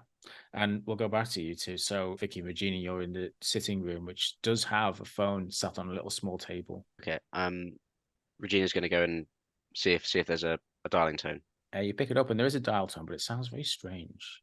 What does it sound like? It sounds like a continuous, elongated sigh, as opposed to the electronic dial tone. Hello? Vicky, what are you doing as Regina's picked up the phone? Well, at the moment, Vicky is kind of looking with kind of a mix of sort of disbelief at the fact she's already trying to start a conversation without dialing anything. But sort of just looking at her, go do something. Can you hear anything? Give me a spot hidden roll. Oh, okay. Oh, caught me by surprise. 8. Wow. Okay. So as you entered the room, out of the windows at the front, could have sworn you saw something. Is it the kind of thing that something flashed past the window, or did I see something in the corner of my eye? You see something down from the window, down past the front entrance to the path which you came up before. Okay, so we're still on the upper floor, aren't we? So we're a fair distance away from what we saw. Oh yeah. There was some movement that caught your eye. I think what Vicki tries to do, she doesn't make a move, she just gets drawn towards it, but she starts flapping at Regina with one hand to sort of draw the eye as much as possible. Regina's still on the phone and it's going. Do I get any response to my hello? Yeah, you hear a gasping, grating voice, and it says, Hello. Deborah? Regina, Is that you playing silly buggers again? there's something out there. I saw something outside the window. What? But- Wait a minute. Deborah, stop it. I put the phone down and then pick it back up again. Is it still making the same noise? the voice says, I'm still here. and as it says that, a giant tongue comes from the bottom of the receiver. It's covered with like purple pustules and boils, and it takes a good Oh! long lick Oh, God! of your Oh! face. I throw the phone down. Give me a sanity roll, please. I think no. Vicki is looking out the window at the stage because she's doing the flapping thing. She's trying to get the attention. So she's heard the response, has immediately like whipped around to see what's going on. Just seeing the receiver kind of hit the floor. Okay, so no sanity roll from you. Regina, how'd you get on? 70 over 60. Ooh, please give me a 1d4. It was a Kappa Alpha. Don't worry about it. They do that shit all the time. It's a 3. You take 3 points of sanity as you can still feel the saliva now going cold on your face, and you can only think, what the hell were those pustules? What was on that tongue? Vicki, you're glancing down into the front garden, and you can see what it was that drew your attention. You can just about make out in the fog, there's 2 figures standing out front. One of them looks tall, kind of big, kind of wide, but the other one looks small. The other one looks like maybe even half the size of the other, a lot thinner. But they're both stood at this angle, this weird posture that you can't, it just does not look normal. This sort of lilt that they have. Which way are they looking? Are they looking out? You can't quite tell, but if you had to guess, you think they're both just stood staring at the front door as the fog carries on creeping across them. You can just about make out their silhouettes in the moonlight. Regina, those guys. Is she seeing this at the same time that I'm being licked by this You've tongue? just been licked, so As a sentence, that's just interesting. I think to be fair, I think Regina would probably scream when she goes, "Ah!" and throws the oh. What the hell happened? I got licked. What? The phone licked me. Are you even listening to yourself right now? The phone licked you. The phone. I'm telling you, the phone licked me. Come and look at this. Look at these. They're back. What? What? What do you mean? What? I got licked by a phone. What do you mean? Well, that just rub. That's all. Just take a breath, okay? We'll take a breath. The phone licked you. Yes. What happened? This is big purple tongue, and pustules on it, and it licked my face. What? I can still feel my face. There's saliva on my face. Touch my face. Touch it. I think Vicki just kind of brushes the face, and does she feel any wetness? Is there any wetness from this pustuled tongue? I mean, it feels cold. But not noticeably moist. You can't tell if it's I don't know. Okay, so you put the phone to your face and you felt something. It might have been wet. The bottom of the headset might have been wet. No, I am telling you, I saw a tongue come out of the bottom of the phone and lick my face. Vicki looks down at the phone, looks back at Regina, looks down at the phone, back at Regina. Keeper, is the tongue still there, or is it gone? Oh no, the tongue's gone. It's just a normal phone. That wasn't a tongue. Yes, there was someone speaking to me that said I can't even remember what they said. I was too terrified by the tongue. Keeper, what did they say? said hello, and then when you picked up the receiver again and asked if there was someone there, it said, "I'm still here." They said that. Gloria and Christina, you hear Regina scream as you're in the bedroom. What do you want to do? Okay, I'll run around the corner and make sure Regina's okay. I will stay with Gloria. I am not being left on my own. So you're now all in the sitting room. You see Vicki staring out the window at something. You see Regina is wiping something off her face, and you don't know what that is. What happened? What's going on? The phone licked me. Yep, welcome to my day. What? What? I can't explain it. I picked up the phone, and it licked me. It spoke to me, and then it licked me. And it wasn't a person on the other end. It was something was speaking to me in the phone, and then a big tongue came out with purpley, yellowy pustules, and it Gina, licked my face. Do you Feel remember my face. earlier when Feel it. all those weird things were happening, and you kept asking me if what I was seeing was real? This is different. This is me. Oh, I see. I see. I'll pick up the phone and hold it with the tongue part away from my face and see if I can hear anything. The phone is dead. There's no dial tone. There's nothing. I'm just going to take Regina's arm gently and just say, I believe you, Regina. I'll tap the I can't remember what it's called, but the little buttons or whatever that are on it, and see if I can get a dial tone back. Still no dial tone. The phone appears to be completely dead. Throughout the whole thing, Vicki is attempting in her one-armed sign language look at me thing while face. So she's still flapping her arm around, gesturing people to come over here. While the sort of disagreement, guys. Yeah, go over. Anyone else? Regina's still, yeah. Regina doesn't move. So Christina, you go over. You see the same thing. You see the same thing that Vicki sees, and it's two figures that appear to be standing outside the front. One large, one small, both at strange, disjointed angles, motionless, staring at the house. Hello? No reaction. Hey, would you say something? That doesn't look okay. And there's already bad things happening here. We don't want to shout out. Well, Let's just be cool. Let's just take it easy. Like, okay. there's someone we don't know. There's someone dead in the house, and there's two men mysteriously outside. Why are we drawing attention to where we are? How do you know they're men? And we still haven't found Deborah. No. Deborah! No, that's not. No. So at this point, Vicki pretty much grabs Christina and drags her to sort of out of sort of viewing sight of the window, in case they did hear. You know who they could be? What if it's Eli's mom and dad? They're dead, aren't they? They were killed in an accident.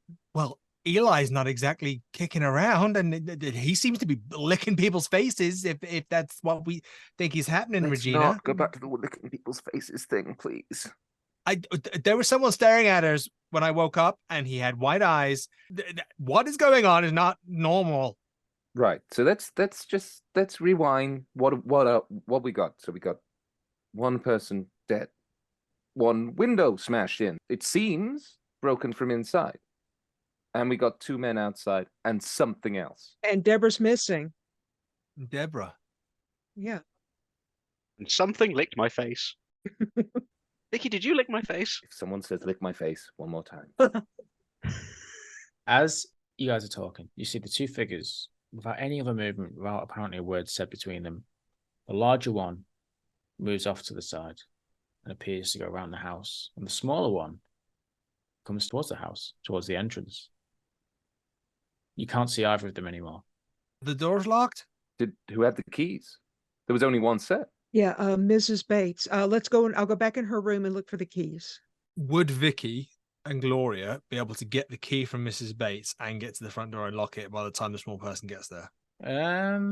Let's see, shall we? No. Whilst Regina and Christina hide safely in a wardrobe upstairs. Vicki has not agreed to this. I'll run into Mrs. Bates's room. I will cast all caution away. And I will run into Mrs. Bates's room and just start grabbing around for the key. Oh, we don't know where they are. First her purse, look on the bedside table, all the obvious places that I would put the key. You actually find them while pulling up some of the blankets. She actually kept them sort of just next to her in the bed. Okay. But you find this big set of keys, big, brass ring, Is anyone else in the room? I think Vicky has run to the room with her, but is just outside the room, letting her look. So if she found them, she could quickly pass them on or something like that. Okay. Christina was the only one that believed Regina, so Regina's staying with Christina. Mm-hmm. And what's Christina do?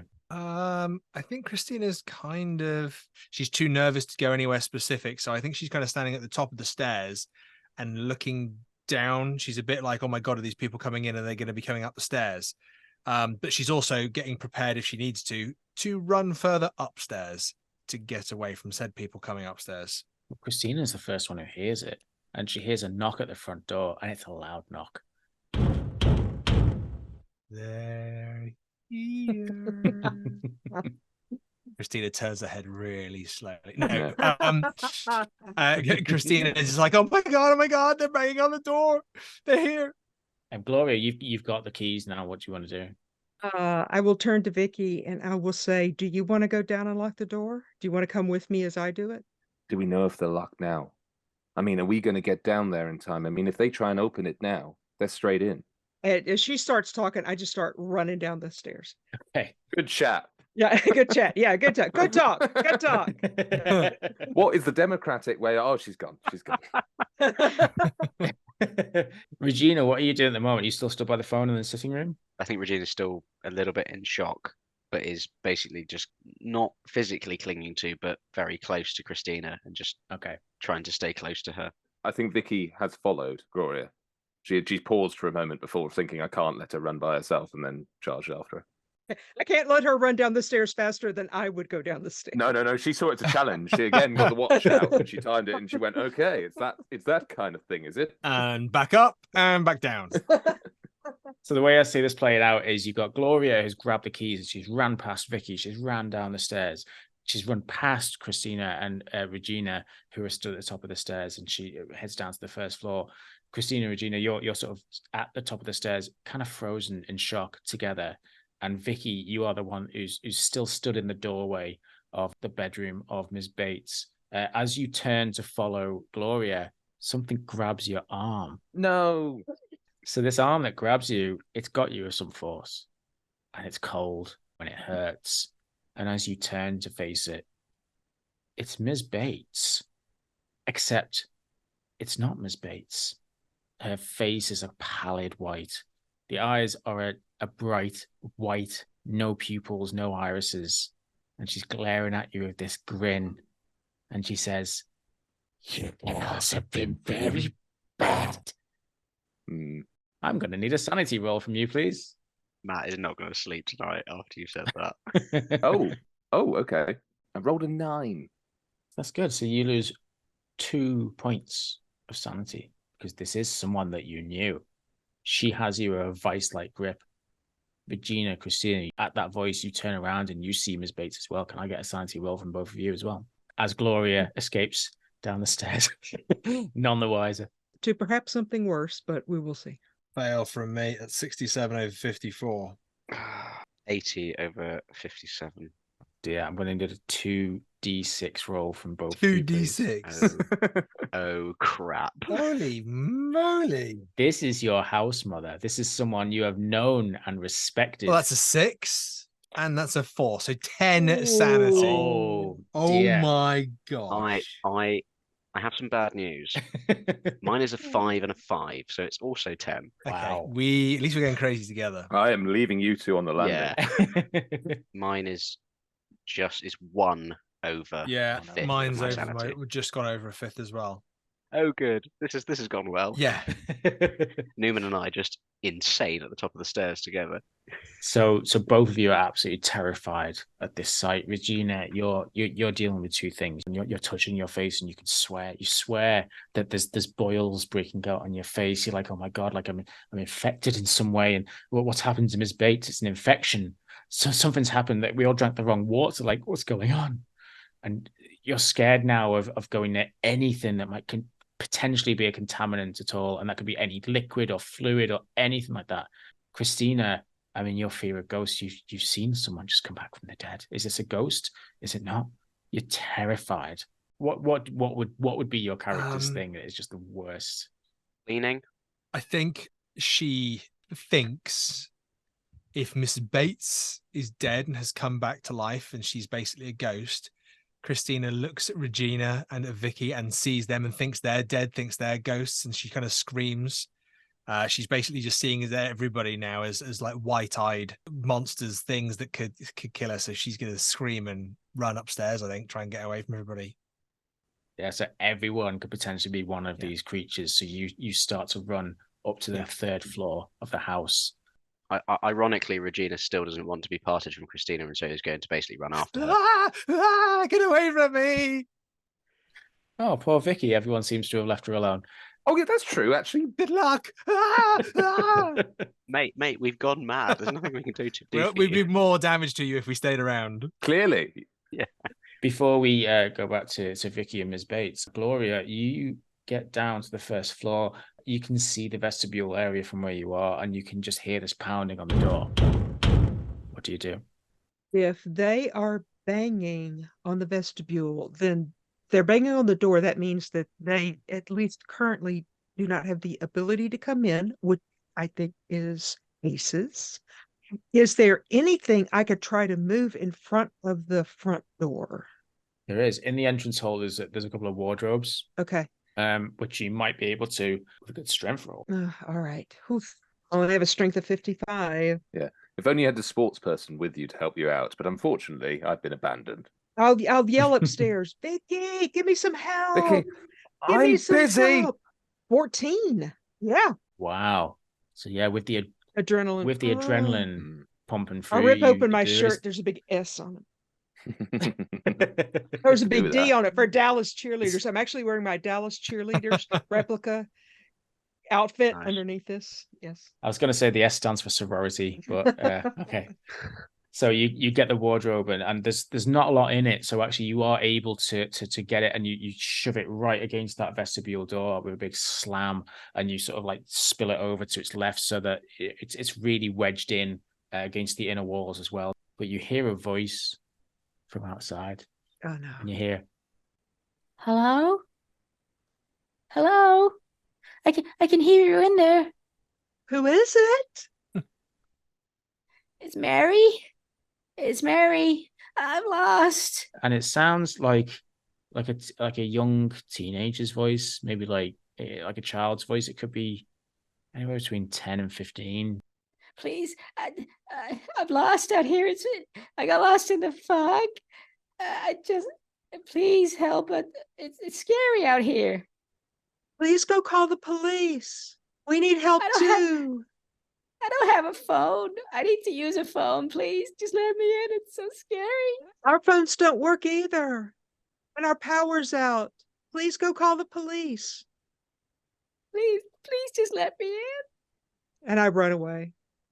No. As you take 2 steps away, you hear, "You bitch." And as you look back, you see crawling up the door, silhouetted by the moon against the top of the window above the vestibule, you see something crawling up the house. I yell upstairs, it's crawling up the next floor. And that's where we go back to Vicki. Sadly, there's not much the rest of us can do with this So, information. this going back to Vicki is very much one of those sort of days of our life sort of thing. Like, how did I get here? Well, Yes, that's me. Can I just say, as an aside, knowing Matt very well, that pressed all of Matt's horror buttons. So Matt's going to have a really bad night going to sleep now. So Ms. Bates is grabbing your arm. She's grabbing it hard. And as you stare and you try and fight against this arm, you see crawling up the window of the sitting room, this shape, this misshapen creature. It's a person. It's crawling up the window, and as you think it sees you, it just stops and it starts banging against the window. And you start seeing cracks form. But there's bigger things going on right now. that's true. She's got me by one arm, so I think I'd shake the one arm while attempting to use my sort of kickboxing skills to kick her in the sort of middle of the chest as well, to push her back. Okay, so I'm going to need an opposed fighting brawl roll from you, if that's okay. Kick the house mom in the chest. Oh. Let's give her a good old kick. Come on. Yes. Yeah, kick in the face. You're going to get depledged. When I died, you were very disrespectful. So I've rolled a 37 under a 70. Brilliant. Well, unfortunately, she rolled a 26. Oh, Yeesh. bloody hell. As she opens her mouth and smiles, you can see that her teeth do not look like normal teeth. They are very, very sharp. And she takes a huge bite out of your neck. Oh, okay. Fab. You take 7 hit points of damage as blood sprays out your throat. With that, she lets you go and she's munching on that flesh and she's going... and she's advancing on you still as this thing is punching through the window, the cracks getting bigger at the end of the sitting room, and there's a small hole now being formed by this tiny fist. I can hear Gloria from downstairs, and my number one thought is Gloria's downstairs, head towards her. So I'm going to pick up what remains of my neck and start sprinting downstairs. Okay, so give me a dexterity roll, if you don't mind. Oh, no, I mind. How dare you? So you just have to edit out when you're doing this, just all the times where I'm mumbling, going, where is that? That's fine. I mumble all the way through, so I'm trying to work on my diction, but it's not working. So I rolled 30 under a 70. Brilliant. Okay, so yeah, you go down the stairs. Despite the shock and everything, you manage to keep your footing, you don't fall, and you get to the bottom of the stairs, and you can see Gloria is at the vestibule, and she's turning around, and she sees you come down the stairs with your hand against your neck. Gloria! I think I splutter. Vicky splutters as she's sort of approaching her. Oh no! What happened? Mrs. Bates! She's back. Not back. She's like, she bit me. And I run over and I grab Vicky's arm that she's not holding her neck with. And my first thought, run to the kitchen. We got to get knives or something to protect ourselves and just head that way. Have I gone to the kitchen as well? Can I follow? I'll pull you with me. I'll pull you with me. Because I'll try and find some sort of tea towel or something to wrap around my neck. Oh yeah. Nice tight tourniquet. Oh my! Oh, sorry. My something fell down underneath the desk and just brushed my leg in a very sort of. So that was out of character. I thought that was in character. No. That was a tray that fell down on my leg just then. That scared the hell out of me. So yeah, so I've got to try to grab some sort of tea towel because obviously having done sort of first aid stuff that I sort of wrap around my neck as tight as I can. Yeah, so you get into the kitchen, you can hear like sort of screams and giggles from behind you. Footsteps coming down the stairs, but you're quite far away now. You're actually in the kitchen. You see a few tea towels knocking around the kitchen, so you can grab one and press it to your neck. Gloria, you can see that there's many potential weapons here. There's dinner knives, there's carving knives, there's butcher's knives, there's cleavers all on the wall. Cleaver, yes. And there's also like pans, like frying pans and skillets and things like that, which seem to be sort of like up by the oven. So there's things like that you can grab onto. As a tennis player, I will take a frying pan because I have a bitchin' backhand. You got to remember that as Samwise Gamgee taught us, the frying pan is a perfectly decent weapon. Yes. So you grab the frying pan. Matt, you get the tea towel and you start putting that to your neck. There's quite a lot of blood coming out of it. I mean, you can give me a first aid roll if you want, or Gloria, if you want to help to try and like press this to try and staunch the bleeding a bit. I'll definitely assist. So does he get an advantage roll or? Yeah, let's do a first aid with advantage. Okay. So what does that mean? So if you basically roll twice and take the better result. Okay. That is very lucky because essentially I had rolled when, as we said, advantage, and I'd got a terrible roll, and then you said you get another one, and then I got 11. So life went well. Okay, so yeah, I mean you're able to sort of, as long as you can keep your hand pressed against your neck, maybe it won't be so bad. Gloria, the damage for that frying pan, if you want to note it down, is going to be 1d6 plus your damage bonus. Okay. And Vicky, if you want to pick up anything as well, you're more than welcome. Well, I'm thinking I'm probably going to just go for probably a knife. I think just some sort of knife or cleaver or something like that. So yeah, if you take the nearest thing, which is like a carving knife, the damage on that's going to be 1d4 plus your damage bonus. Christina and Regina, you are on the 3rd floor. You hear noises coming from downstairs, screams, giggles, footsteps, hurried footsteps. You're at the top of the house. What are you going to do? I think I'm running to hide, even from Regina, who seems to be following. But I think, can I tell it, even in my state of sanity, can I tell that Regina's not like running to hurt me? Can I tell that she's just running with me? Do you want to give me an intelligence roll? Yeah. Oh, this isn't good. So that's 96 over 50. Eesh. Oh, wow. As Regina follows you, all you can now think is Regina is trying to hurt me. They are all trying to hurt me. They're all ghosts. They're all possessed. It's just like The Exorcist. Oh my God. We shouldn't have messed with that witchboard. And you want to escape from Regina just as much as anyone else. I guess I'm pushing Regina back, and I'm just like running into rooms and kind of closing doors. And what's the furthest kind of place I can probably get away from Regina if I was to just sporadically run? If you were to run anywhere, I guess the nearest place, there's a place with a door immediately to the north, which would lead to a second stairway. Yeah. And then the attic space in the northwest of the house. Is that the attic above Dome? No, it's on the right of that. So you've come out of the attic above Dome. Right, okay. And if you wanted to run away from that area, the furthest place would probably be the unfinished attic. Yeah, okay, so that's where I'm running to then. Okay. And I'm trying to find anything in there, close the door on Regina and just be like, get away from me, Regina! Oh my God!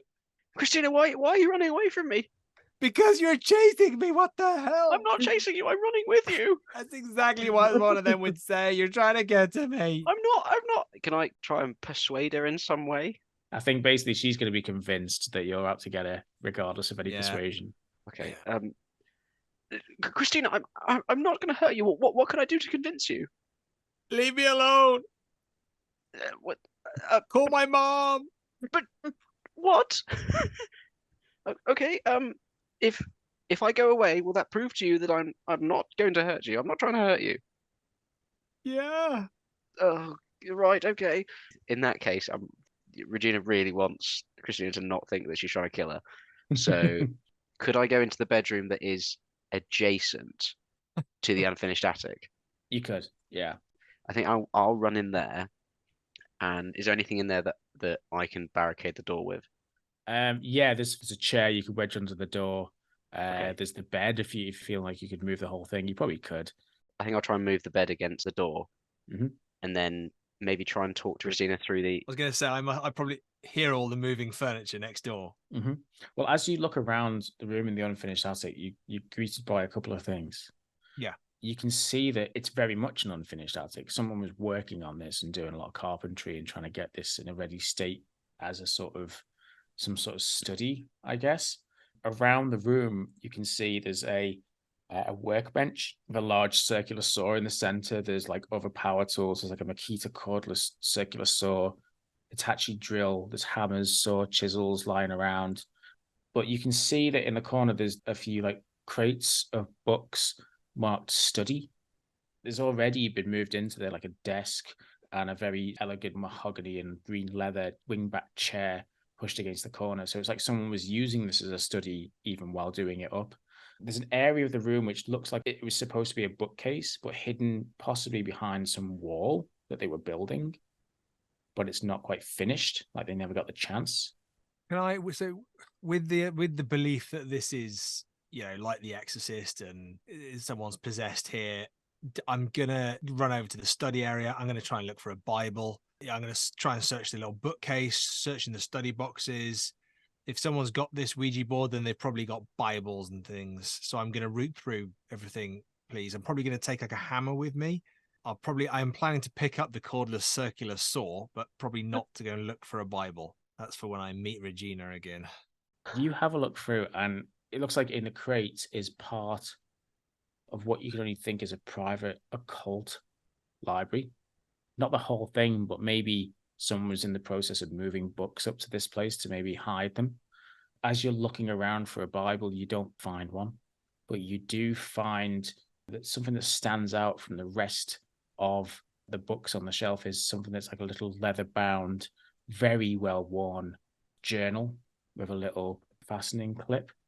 I'm gonna start looking at it, but as I do, even though I think Regina is something horrific to do with it, I'm basically gonna say, Regina, can you come through? But I've got a hammer, and if you try anything, I will make you dead again. Do I hear her through the wall? Yeah, you can. Okay, I say, There's books. I can come through if you want. I'm not going to hurt you. I know. Okay, and then I'll move the bed that I've literally just finished moving, out of the way. I've changed my mind. Go out the door, and then go into the attic. And I'm gonna stand back. I've got the leather book that I found that's caught my eye, but I'm gonna point at the occult books with the hammer and go, that's your kind of thing, right? Can you look in there and see how we can stop the exorcist? Is that whatever's going on? Okay. Is there anything we can barricade the door with? There's a lot of planks of wood and things like that you might be able to like wedge under the door handle. I mean, if you really wanted to, you might be able to even like hammer a couple of planks of wood across the door. That might secure it a bit, but it's going to make a hell of a racket if you do it. Okay. Christina, before I do that, there's stuff going on. Do you think maybe we should barricade the door? Yeah. Okay. Okay. Do you want me to do it, or do you want to help me? I'll help. If we're gonna do it, we need to get it done. What about Gloria? What about Vicki? They're probably okay, right? Yeah, they'll be fine. Okay.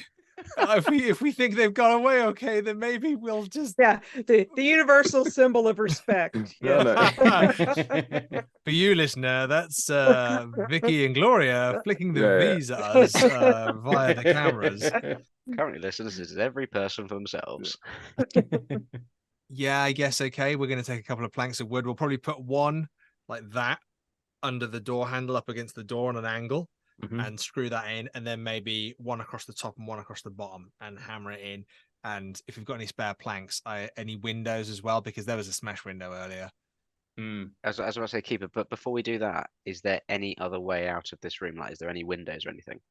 There are two windows. There's a door, and there's two windows. There's just two windows out of this place at the north of the room. Are they sort of wall windows, or do any of them go onto the roof? It's probably the highest point of the house. It doesn't go onto the roof. Okay. It's very high, so it's a sheer drop outside. Okay.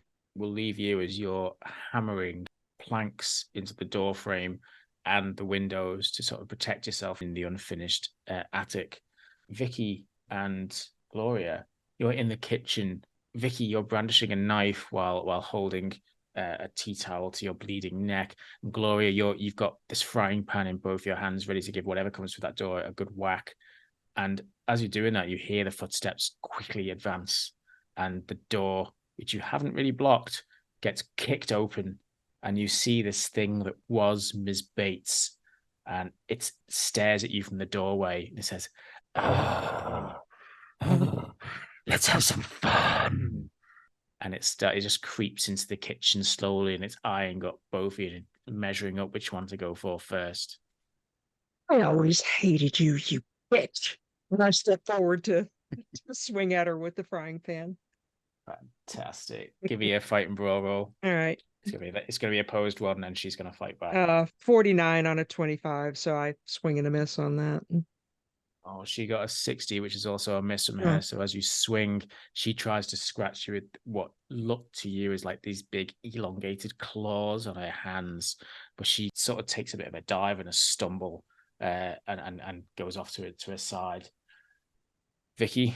I think Vicki, while this has been happening, has been moving behind the monster-esque, woman-esque thing, shuffling around behind, and sort of tries to make eyes towards Gloria to just sort of say, like, I'm going to go. And she makes a sort of charge, swinging the knife towards the monster's back / neck. Give me a fighting brawl roll. Okay.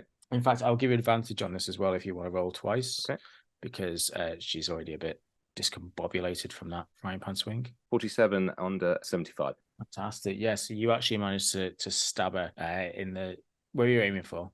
Well, I was going sort of back / neck. Fantastic. Okay, give me a 1d4 plus any damage bonus.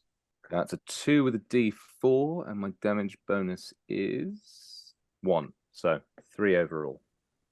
Yeah, so you manage to plunge the knife into the back of her neck, and you can see that blood comes out of her mouth, and she spits it up in big globules on the floor, and she turns back to you with this knife in her neck. The knife is now in her neck, not in your hand. Oh. And she says something unintelligible as blood spews down her chin and just glares at you like she's going to come straight at you next. Gloria? Swing, better. Nope, miss again. 63. Gloria, I could really do with some help. I'm trying. She misses too. So as you take a swing, she's trying to get you and you sort of get in the way of her hands. And it's all a bit of a tangle with all three of you. Oh, she's gonna try and just attack, I think, Vicki for putting that knife right in her neck. And she gets a 10, which is more than she needs. Let me just roll for damage and then we'll find out what's happening. There you well, sweet world. She gets a 4. What was your HP, Matt? My HP was 4.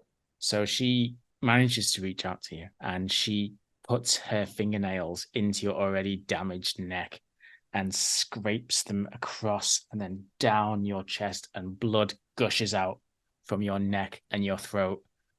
And you see everything go blurry and then dark and cold and black.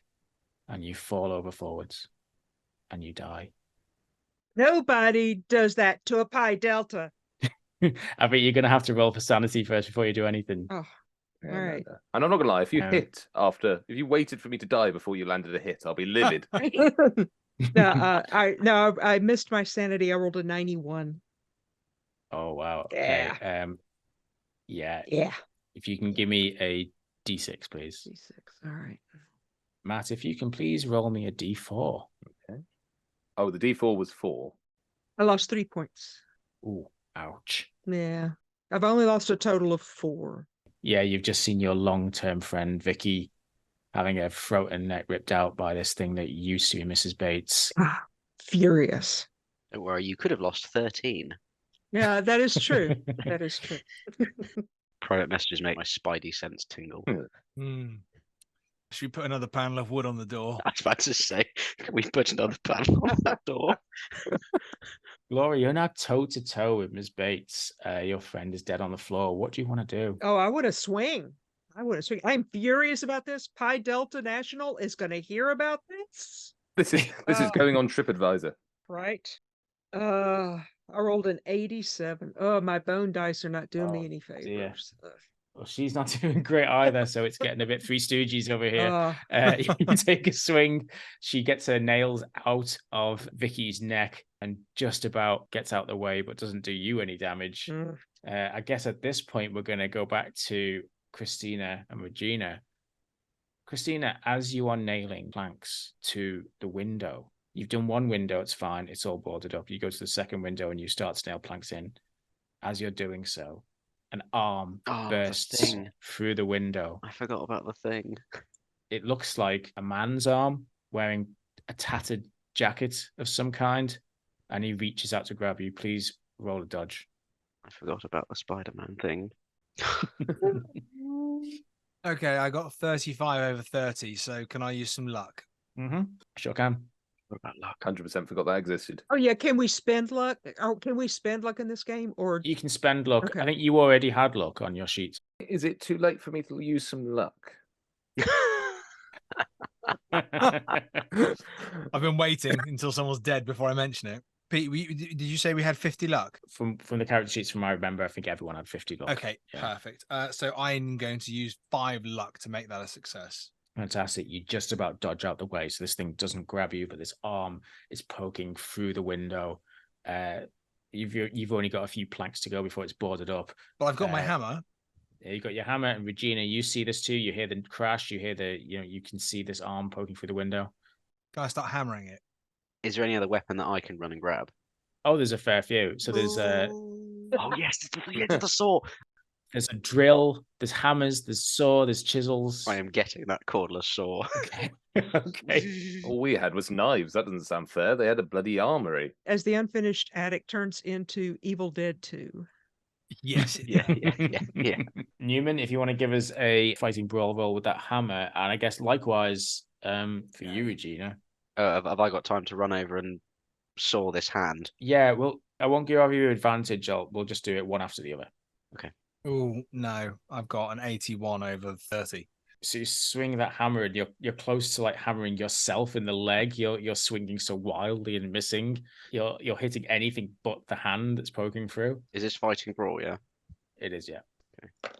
Please don't fumble. Oh no way! I rolled a 2. Wow. It's a critical Wow. success. You grab this arm as it's flailing around with these claws poking through the window, and you hold it steady, and you get that circular saw, and you start to go straight down into it. Please roll me a D8. Is it Regina had recently read a book on DIY? Okay, it's a 5. Pretty good. Okay, so yeah, so you saw as the blood splatters, covers your glasses and your face, the whole arm comes off. Whatever this thing is that's gripping to the outside of the house seems to fall away, and this arm is still in your hand. You look at it.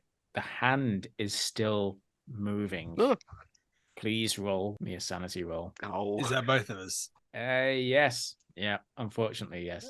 Oh, 68 over 44. So that's a failure. 99 over 47. Okay, Vicky, I think one of us is going to be joining you in the very near future. It's not so bad. After all that you've seen tonight, you both take 2 points of sanity damage. Okay. How have I rolled a 2 and then a 99? I mean, what are the odds? Well, 1 in 100. Yes, thank you, Matthew. But here's the problem, Regina. All that blood that came from the arm, some of it went in your mouth. Oh, Whatever's happening to these people, whatever this infection is, you must have caught it by now. I mean, it's in your mouth, right? And Newman, whatever this thing is, it's got to be dead. This hand, it's moving on its own. There's no way this thing can be alive. I am hammer. I'm trying to like pin the hand down with my foot, and I'm trying to get a nail, and I'm trying to nail the hand to the floor. Is what I'm trying to do. You are doing this with no regard to anything. You are completely consumed with just trying to obliterate this hand, regardless of the noise, or the attention. And I'm probably attracts. screaming as I do it. hang on. Do we? I know we both lost 2 points of sanity. Are we both still not sane? Batshit crazy. Yeah, you're not sane. Whatever Okay. recovery you had has now been knocked back a little bit. Good. That's right with the rules, isn't it? So bouts of Yeah. madness, you kind of come out with them, and then any other sanity after that Yeah, reverts you to. Yeah. Okay, we're playing loose here, guys. It's fine. Gloria, Yes. Miss Bates is still right in your face. What are you gonna do? I'm gonna apply for a new house, Mom. You have to send a new house, Mom. This one is terrible. Okay, nope. 63 on a 25. This is I don't know. Oh dear. I don't Oh, know. Is this still the bone dice? This is the frying pan. Yes, it's still the bone dice. Maybe I should try a new set. I've got multiple sets. I feel like whoever bone that was doesn't want you to succeed. It's just that Yes. Vicky's dying words were, "Put down the frying pan. It's not working." Well, unfortunately, she fights back, and she Oh. manages to grab your arm, and she sinks these claws into the arm that's holding the frying pan, Ugh. forcing you to drop that frying pan. Oh, You take 4 points of damage. all right. It's on now. It's on like Donkey Kong. It's just, I've got Donkey 2 Kong frying does pans. exist now. Meanwhile, in the attic. Ah! Can I throw a punch at her? Sure can. I mean, she's right there, right? Or kick or something. I mean, fighting brawl. I'll, whatever's handy. Different dice. It's kind of her turn, so she's actually going to come for you okay. again, and she's taunting the whole time with these dead, pure white eyes, and she's looking at you and licking her lips with this knife stuck in her throat, with this blood pouring down over her chin. She tries to take a bite out of you with these huge sharp teeth. She gets an 11. Oh my Oh. word, she's getting some good rolls. Yeah. Yep. And she rolls a 6. Oh my God. Oh my word. Again, she just comes in, grabs your neck, and she takes a huge chunk out of it like she did with Vicki. And she just tears it away as the sinew and the flesh just rip away from your foot. You can feel it. I'm at 1 point, but I'm gonna lay down and pretend to be dead. Okay. So you slump over. Can I slump over with my hand near the frying pan? That frying pan's been no good to you. Why are you still putting faith in it? Because it's unless I can slump over near your knife. Well, it's in her neck. It's in her neck. It's in her neck. Yeah. Oh, that's right. Yeah. I'd have to pull it out. As you lie on the floor, and you creep your hand towards the frying pan. You're a little bit shocked when Vicki sits upright. Ugh. Vicki, I don't think you're Vicki anymore, are you? Nope. You're something else. Yep. Yeah. And I think you want to kill everyone.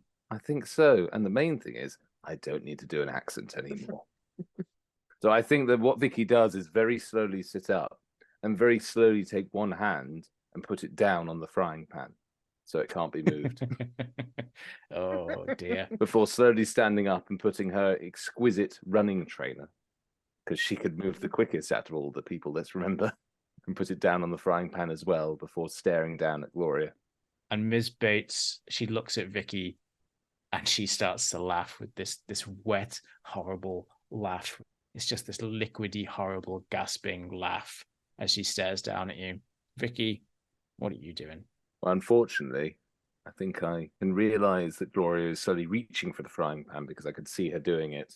So I think I reach down towards her with my... do I have the newly found claw-esque hands? You do have lovely stone sharp claws, which I slowly run down the wound in Gloria's neck to sort of remind her here very slowly, staring her in the eye with my cold, dead eyes. Can we get a dodge from you, Gloria, to see if this happens or not? Yes, I was about to ask if I could dodge. Oh, yes. I rolled a 47 on different dice. I want to spend. Can I spend to a hard success on this? You sure can. Okay, yes. So a hard success would be 22. I have 50 points, 28 points. So yeah, I will spend that. Puts me at 22 points of luck. So yeah, I'll spend that. Instead of going for the frying pan, you use your hand and you before push her and roll away. Yeah, before or something. Vicki can get to you, you just slap her hand away and you start to roll to your side towards the back door, the kitchen door. Yeah. Miss Bates is just laughing the whole time. She's not moving towards you. She's just laughing and waiting to see what Vicki's going to do. Christina, Regina, you've finished boarding up that window. You seem to be safe in the room for a moment. What do you want to do? You can hear a commotion going down a few floors beneath you, but you can't make out. Really, it's very muffled. Have we successfully managed to nail that hand to the floor, or the arm even? The hand is nailed to the floor. It's the fingers are smashed from where Christina's just been hammering away at that hand. It's not going anywhere. It's not got many fingers left. You can still see the fragments of the fingers twitching on the floor, but I mean, they're not going to hurt you anytime soon. Right. Did we finish the door? Did we finish nailing the door? Oh yeah. You're very secure in that room now. Well, to a degree. I'm going to hold out the important leather-looking book now and say, Regina, there was this. I don't know. We don't have a Bible. I think this might be the closest thing. Okay. What is it? What is it? Show me your eyes. Do her eyes look normal? As she takes down the glasses, it's the only part of her face that isn't covered in blood. And you can see her eyes very clearly. And they do have irises. They do have pupils. They look like normal eyes. Okay. And I'm going to give her the leather book. Okay. As you take the book and as you open the book, something flops to the ground. Piece of paper. I hammer it. I'm going to share with you. I'm going to share both of you now, so you'll get the contents of the book. As far as you can quickly scan through the book, there's bits that leap out at you, and these are the bits that you see. And then there's also the bit of card which has fallen on the floor. As you open the book, you scan through the entries of what appears to be a personal journal going over many years. It's fragmented. It's not every single day. It's just as this person has experienced something, they've jotted in an entry. You scan through as fast as you can with all of your bookworm skills, and there's a few excerpts that sort of jump out at you. Regina, would you like to read from that, or who's reading? I was going to say I'll pick up the postcard if it's dropped to the floor. Perfect. So Regina can read the book. Regina, if you want to read through that journal for us. Title is The Private Journal of Elias Roth. First diary entry, July 12, 1956. Today, against my father's warning, I ventured into the stone vault near our home. I've named it the Vault of Dreams. There's an inexplicable connection I feel within those walls, as if a greater purpose is calling me. Diary entry 2 is September the 5th, 1961. Time seems to hurry, aging me beyond my years. The power he has shown me, the spells written in this journal during my trances, are a guiding light, leading me down a path I never thought possible. He demands sacrifices. and I must provide. I will leave once the inheritance is settled. May 18th, 1963. During my travels, I have connected with someone, a protege of sorts. Ohio is a rich hunting ground, even better than Pittsburgh. The authorities are growing more vigilant, but they can't track me from state to state. Undated, 1964. My protege, the one whom I've guided down this path of enlightenment, has been apprehended by the authorities. I had sensed a recklessness in his appetites, a lack of the finesse required to remain in the shadows. His capture serves as a warning, a reminder that our actions are not without consequence. I must return to Aylesbury at once. November 29th, 1972. The FBI suspect me of my parents' murder, perhaps for the others too. The spells offer a glimmer of hope, a way to escape their grasp. The spirit board I have crafted has become my lifeline, my link to the waking world, a connection to my new protege, this time the pitiable loyal sort. Time is of the essence. January 15th, 1973, which is the final entry. This may be my final entry. The authorities are at my doorstep. I am ready. The unknown beckons, a new beginning. I must wait in the dream world until the time is right. Ooh, very cool. And Christina, you picked up that postcard. Do you want to read it out to us? Postcard from Elias Roth Manor, 13 Blackthorn Lane, Aylesbury, Massachusetts, 01234, United States. Yeah, it says, greetings from Ohio, the Buckeye State. My dear friend, these wonderful things you have shown me, all the things I have learned. I simply can't wait to show them to all my pets. I'm forever in your debt. Freddie K. Oh, good. Freddie K. Oh, good. Wow. Dear. Wow. 1, 2, Freddie's coming for you. Yep. As someone who's never seen a horror movie, Mm-mm. is Yes, that it Nightmare on Elm is. Street? And yes, it is. Good. Gloria, Mhm. you've managed to roll towards the kitchen door. Yes. Where are you off to? Out the back door, if at all possible. Yeah, well, that door opens and you run out. You run down the steps leading out. I guess, are you running straight away from the house? As fast as I can. Yeah. Okay, you stumble and run, blood pouring from your neck into the fog until you are completely shrouded in fog. You don't know really where you're going anymore. There's not a lot of light apart from the moonlight, which you can just sort of see diffused above you. And then you hear something. You hear a voice. You hear someone say, "Gloria, is that you?" And it's Deborah's voice. And I don't know if I can even talk. I'll try to say something. I'll try to say help. Help, Deborah, help. Deborah says, "What's wrong, Gloria? What's wrong?" Did you have your neck sliced? And as you're walking through the fog, the ground starts to give way beneath you. It starts to turn to sludge. You start to sink into the ground. It's marshmallowy at first and then more liquid. And then eventually you just find yourself in this pool of muddy red water. At the bank of this water, you see Deborah stood at a strange angle, as pale as the moon. She says, What's the matter, Gloria? Daryl not here to save you? Everybody had a piece of him. It wasn't just me. I know what you all did. and she jumps into the pool with you. And she's trying to bite and claw and all of that. So she's going to make a fighting brawl roll. Oh yeah, I'll oppose or dodge. It's probably better if I dodge because my brawl is 25. Can I try dodging instead? Sure can. All right, let me do that. Oh yeah, 10. Nice. Oh, sweet.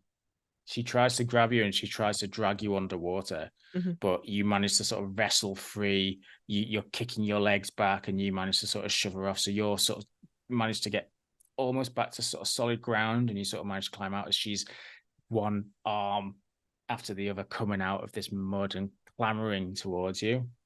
I'll run back through the fog. Can you give me a navigation roll, please? You do have navigate. I put points in navigate. Yeah. Excellent. We'll see, Go on, we'll see Deborah. what Go I on. do. We'll see Go on, what I Deborah. do. 12 on navigate. Nice. Fantastic. Yes. You do manage to find your way back. As you're running, you see it just as you run into it, and it's the side of the solarium, all covered in vines. You're on the outside of the house, You could make your way back to the right towards the kitchen, or you could make your way around the other side of the house. I'll have to go around the other side of the house. I mean, they're waiting to kill me in the kitchen. Can't go Hello. back in. Yeah. Oh, you're back. Hi. Oh, we were just Uh, making something. We were just Yeah. waiting. Yeah. The coffee pot's going. Yeah. Now I'll go around the front, maybe back out to the road to see if I can find a car coming by or something. It's the only thing I can think of. So yeah, so you get to the front and you sort of walk down the path. I mean, the minivan might be parked outside as well. Yeah, if it's there. Yeah. So yeah, so you start to head down to the path. Vicki, or what was Vicki, you're in the kitchen, and Ms. Bates looks at you with this knife in her neck, and she just points up as you hear this hammering and banging coming from 2 floors up. A lot of noise, a lot of screaming, and she takes off up the stairs. You gonna follow? No, I'm gonna go towards. I'm gonna go outside the house, and I'm gonna climb up the side of the house towards where the noise is coming from. Did we finish nailing that other window? Oh yeah, you finished nailing it up. Okay, good. So Vicky goes around to the north of the house and starts climbing like Spider-Man with her claws up to the 3rd floor.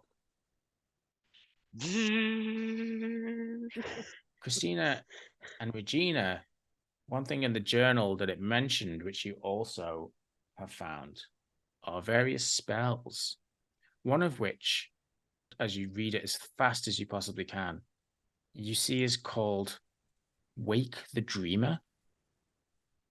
And it seems to be an incantation that can wake people from asleep. From asleep. Okay. I'm crawling. Okay. Are we both reading this, or is it just me, or is it just Christina? You're the only one reading the diary at this point, so you're the only one who's I guess who knows this right now. Right. As far as you can tell, you can cast it on yourself, but you could cast it on another person equally with a little bit more effort. It doesn't seem like you'd need a lot to actually carry out this spell. I mean, it is really just an incantation.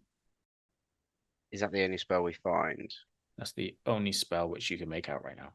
Sadly, you can't find the invulnerability spell or the infinite spawn of tanks spell. There is another spell which looks like it looks like it's something about anchoring a spirit, but you've not. I mean, it'd probably take another little while to really get into what that one's about. You said you have to cast it on someone. It seems like the incantation to do it on someone else is a lot longer. It would require a lot more concentration to get the intonation and the translation quite right. So other than the name of the spell, do I have any description as to what the spell does, or is it just literally that? Just says "Wake the Dreamer," is as much as you can tell from Elias's notes. Christina, there's a spell in here. What? It's called Wake the Dreamer. I don't really know what it does, but there's the diary entry mentions about it's from Elias Roth. You know the son. The ghost is haunting us. Yes, him. Do we need to find someone who's asleep? Yeah, he's saying he mentions about a dream world. He mentions about the waking world. So I think perhaps he put himself to sleep or put himself into this dream world. I'm not sure, but there's this spell which says Wake the Dreamer. So we wake him? Well, I don't know. I think I have to see who I'm. I think it says. I don't know. I don't know. Can you both give me an intelligence roll, please? Oh, brilliant. Oh, not brilliant. Hard success. 28 under 75. Hard failure. 77 over 50.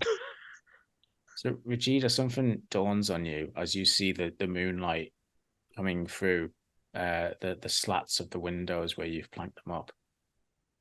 When you arrived, there was no moon. It was a moonless night. Yet, when you see out between the planks of wood, it's a full moon. Something does not feel right. Hang on. Christina, do you remember there being a moon? Do you remember that? When we went to sleep, was there a moon? When we got here, no. Are we dreaming? Is this a dream? There's a moon. There's a full moon. Do you mean like my dream? I don't know. I mean, are we in my dream? there shouldn't be a moon.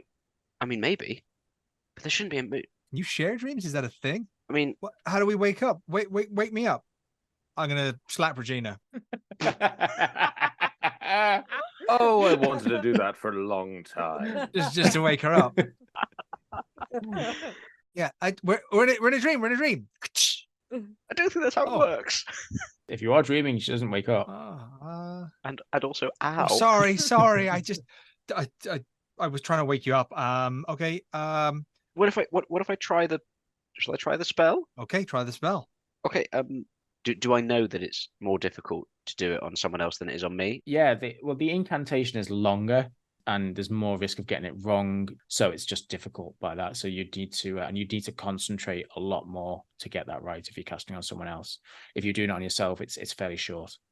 Okay, so I think even though Regina's a bit stuck up and a bit, Regina, I think she's probably quite a good person. So I think she's going to try and cast it on Christina rather than on herself. But that being said, if she knows that it requires concentration, she's going to move into the furthest corner away from the door or a window. Make that very plain. Hello. Okay. If there is a spot which is the mean distance away from both doors and windows, that is the spot she's going in. Just to make that perfectly plain. Fantastic. So we'll come back to that in a sec. Gloria, you are by the Yes. front door. You start to Yes. head down to the path.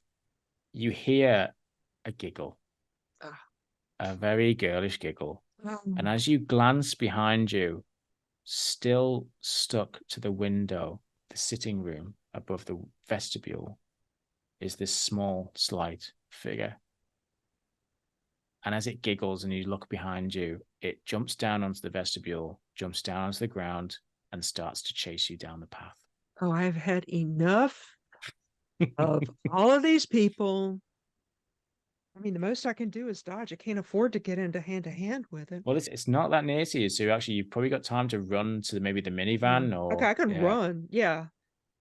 Yeah, I'll run to the minivan and see if I can get in and lock the doors. Give me a... I've got the keys. Brilliant. I still have the Yeah, keys. Fantastic. Yeah. What would it be? I don't want to get into chase rules, but It's usually dex. yeah, let's Dex have a determines speed. let's have a dex All of my scores are average, so opposed dex roll. you're not going to believe this, but it makes up for all of my shitty rolls. 05. You are so lucky. Yes. I rolled a Yes. 0-9. Oh, Wow. Just as you get to the minivan, it's just like in an 80s movie. You're just there. I feel her claws on me as I slam. Yeah. You get into it. It's got one of those big sliding doors, Mm. and just you can see her screeching and running towards you, and you just slam the door just as she's trying to get her arm in. Oh. You are now locked in the minivan. This thing is clawing on the outside of it, and then you hear another voice, and you hear Gloria. But don't tell me she's in the van. It's Deborah from outside the van as well. So there's another thing outside the van, but you are now locked in the van. Regina, how are you doing with that spell? I don't know, you tell me. I will. Can you please give me a power roll, first of all? Come on. Oh, 58 under 60. Yes. Brilliant. And you're casting this on Christina? Yes. Fantastic. Okay, can you please deduct 5 magic points? Yeah, okay, so I had 12, I've now got 7. Christina, you're seeing Regina in the corner of the room. So, Christina, you see Regina in the corner of the room, reeling off these incantations in what you think is ancient Greek. As you look down at your hands, you can start to see through your hands. You seem to be disappearing, and it happens slowly, and then it gets quicker and quicker, and then you're no longer in that room. You're no longer in the attic. In fact, you are lying down. You're lying down on a cold, hard floor, still in your sleeping bag, and you start to wake up blurry-eyed. You're in a room that you haven't been in before. It's cold, it's damp, it's dusty, it's dark, but you can see that there's some candles lit over in one corner of the room. You can see a wooden crucifix on the wall. You can see a big ornate altar in the middle of the room. This must be the chapel that was on the map. As you start to sort of regain your vision a bit, you look around a very faintly lit room. You can see 3 other sleeping bags all around you. And in the corner of the room where the candles are, kneeling down, there's another person crouched down as if reading from something. and you hear this faint murmuring, like someone recanting the same passages over and over and over, but very quietly to himself. And his back's turned to you, so he's not seen you wake up, but it's definitely a man. Can I try and listen to what they're saying? Yeah, you listen closely, and it sounds like ancient Greek. It sounds similar to what Regina was chanting before, but quicker, more desperate, and just over and over again the same phrases. So I've got some I've got some points in ancient Greek. It's what I study when I'm not studying psychology. When I'm studying the founders of psychology, the real founders of psychology. Can I roll to try and understand what this person's saying? Absolutely. Come on. Nah, that's a 91 over 50. Okay, you get fragments. You hear the words sleep. You hear the words forever. You hear the word soul. And you hear the word master. You also hear the word return. Very fragmentary, but you pick up those words from what you know.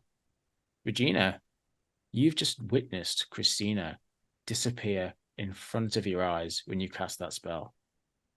I think with all the stuff that's happened already, I'm not going to ask you to make a sanity roll, because that would just be cruel.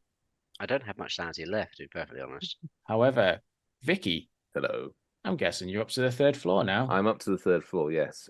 Is Miss Bates? You don't really know from where you are. Well, what I want to do is I'm going to start banging at the windows, but not banging at one singular window. I'm going to bang at one window, then crawl across to the second window and bang at the second window, essentially just distracting her. So when you get up to the windows, you see that one window on the right is completely smashed in, and you see the one which you're up to is not smashed, but both of them have wooden planks on the inside. The girls above. And they put them up well, didn't they? They put them up. Yeah, fairly well, but I mean, there's nothing to stop you trying to smash through. They did it in a hurry. So what I'm going to do is I'm going to, as ridiculous as the scenario seems, I'm going to start talking to Regina inside, but in my normal voice. Regina, help! Help me, Regina, I'm outside. Regina, help! Help! Help! Help me, I'm outside. So take these planks off. Take these planks off. I need to get in. They're chasing me. I need to get in. At this point, Regina, I'm going to have to ask you to make a sanity roll. Yeah, I think that's fair. Oh, 29. Nice. You know that doesn't sound right. There's no way that Vicki would be just outside the 3rd floor window, just asking for help. That shit's odd. That's some odd shit. You don't quite believe what Vicki is telling you. However, you know Vicki is now outside the window. Regina, intelligent person, having seen what's just happened, she's cast a spell on Christina. She's seen what's happened. I think she's just going to focus on the one thing that she actually knows and actually cares about, and is going to try and cast the incantation on herself. Okay, brilliant. Give me a power roll. Come on, power. That's a 22. Yay. Yes. Get in. That's a hard success. Come Fantastic. Take off 3 magic points, if you will. on. Yep, I've got 4 left. Vicki, you're looking through these wooden, or what was Vicki is looking through the wooden planks of the window, illuminated inside, and you can see Regina's body as she reads from this passage. Her body disappears and the book falls to the floor. Your quarry has escaped. I'm sorry, Gloria. Gloria. I'm hoping. I'm hoping. All you've got to do is run up 3 flights of floors, have no knowledge of ancient Greek, and transport yourself out. Yeah, get a book that I don't know about. I've got a 50 in ancient Greek. I mean, that's not the problem, but get a book that I don't know about. Yeah. Yes. Yeah. But we clearly left it on the floor of an attic room with no significant reason to go in there. A real Pi Delta would do that. And also no way in. I tried it. Yeah. I think it's a doddle. It's a doddle. As acting chapter president, I should be able to do that. Right. Yes. I agree. Just assert your authority over all these things and you'll be okay. Yeah. Yeah. Yeah.